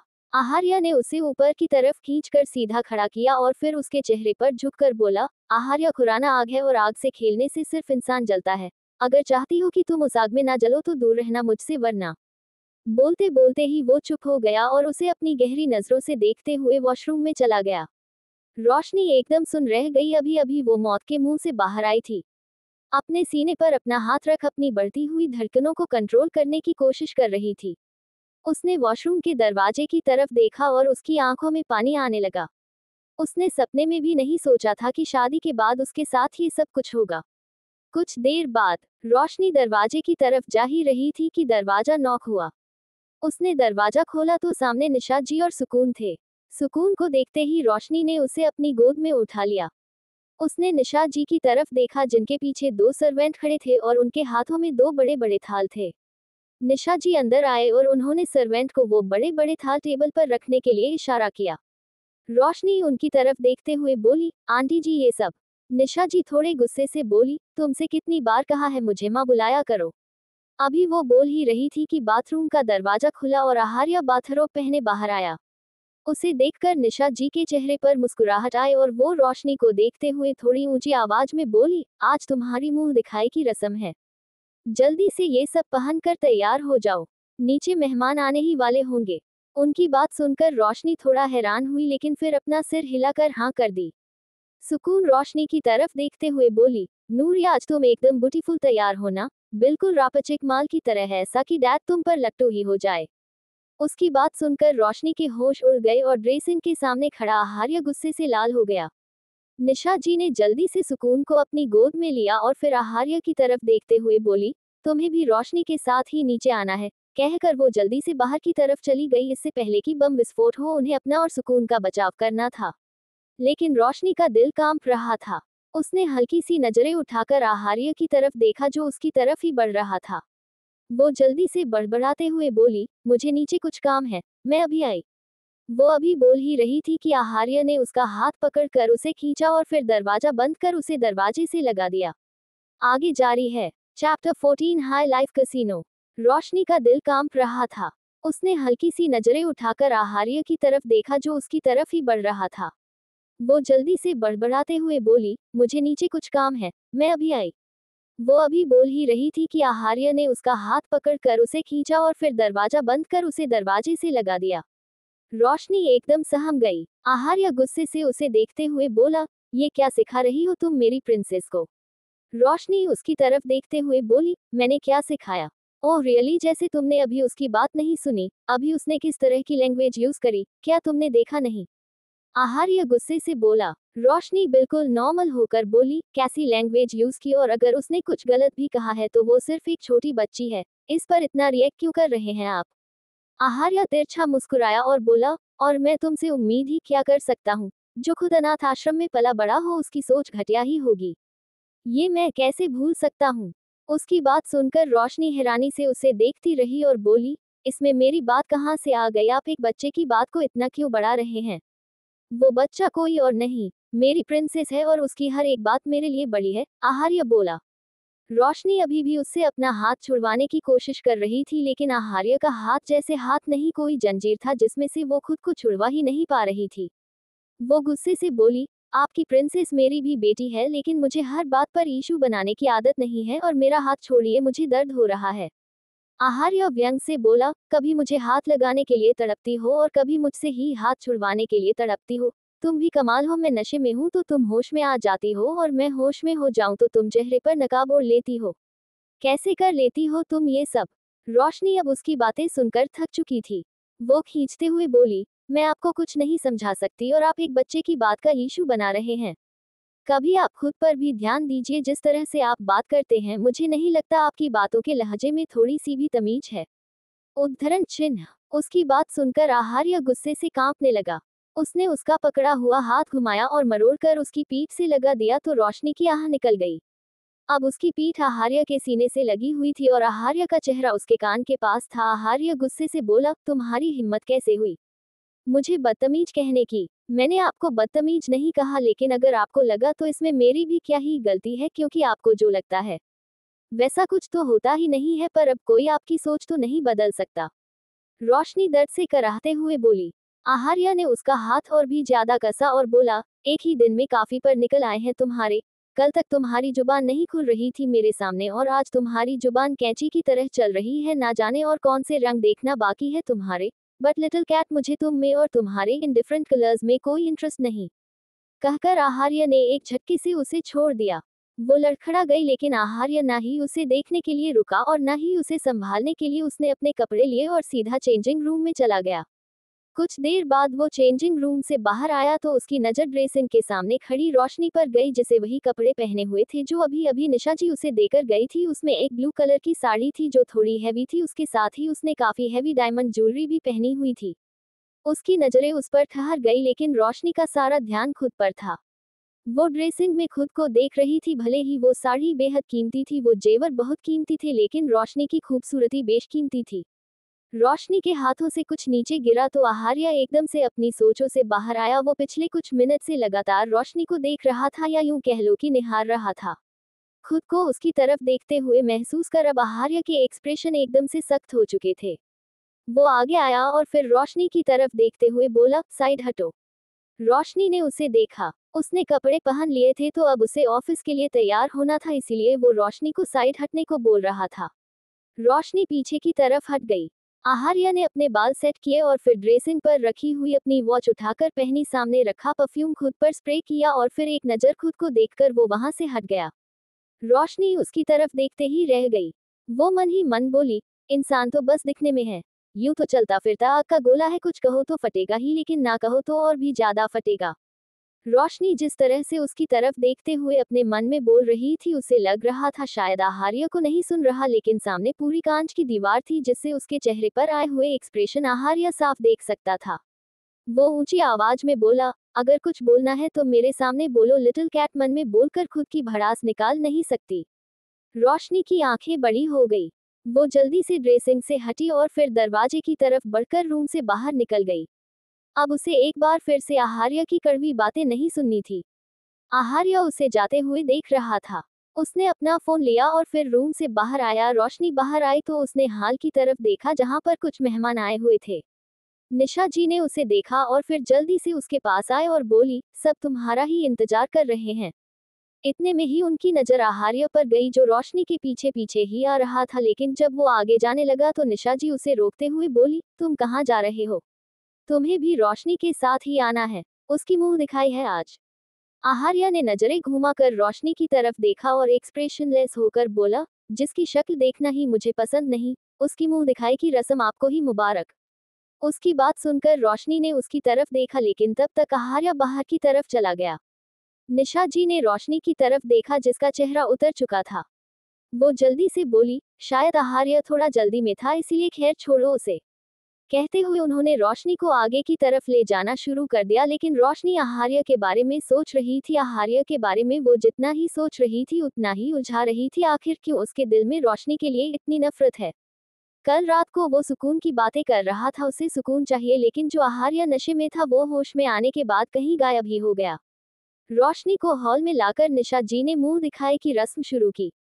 अंडरस्को अंडरस्को अंडरस्को। वहीं दूसरी तरफ खुराना इंडस्ट्रीज, आहार्य अपने कैबिन में बैठा था। मौलिक ने दरवाजा नॉक किया और अंदर आया। आहार्य ने उसकी तरफ नजरें उठाकर नहीं देखा। मौलिक उसे देखते हुए बोला, सर अभी अभी मैसेज। खुराना अभी वो बोल ही रहा था कि आहार्य ने अपनी गहरी नजरें उसे पर डाली। मौलिक ने जल्दी से अपनी गलती सुधारी और बोला, सॉरी बॉस, वो मिस अनामिका ने अभी अभी 10 लाख रुपए विड्रॉल करवाए हैं और वो सुबह से पूरे 1 करोड़ रुपए निकलवा चुकी हैं। ये ट्रांजैक्शन कहाँ हो रही है? आहार्य ने पूछा। मौलिक ने जवाब दिया, हाई लाइफ कसिनो। आहार्य के चेहरे पर तिरछी मुस्कुराहट आ गई और वो अपनी जगह से खड़ा होकर केबिन से बाहर निकल गया। आगे जारी है। दोस्तों, आशा करते हैं कि आपको हमारी यह कहानी पसंद आई होगी। अगर आपने इस सफर का आनंद लिया हो तो हमारे चैनल ख्याली दुनिया को लाइक करें, अपने दोस्तों के साथ शेयर करें, कमेंट में अपनी राय दें और हमारे चैनल को सब्सक्राइब करना न भूलें।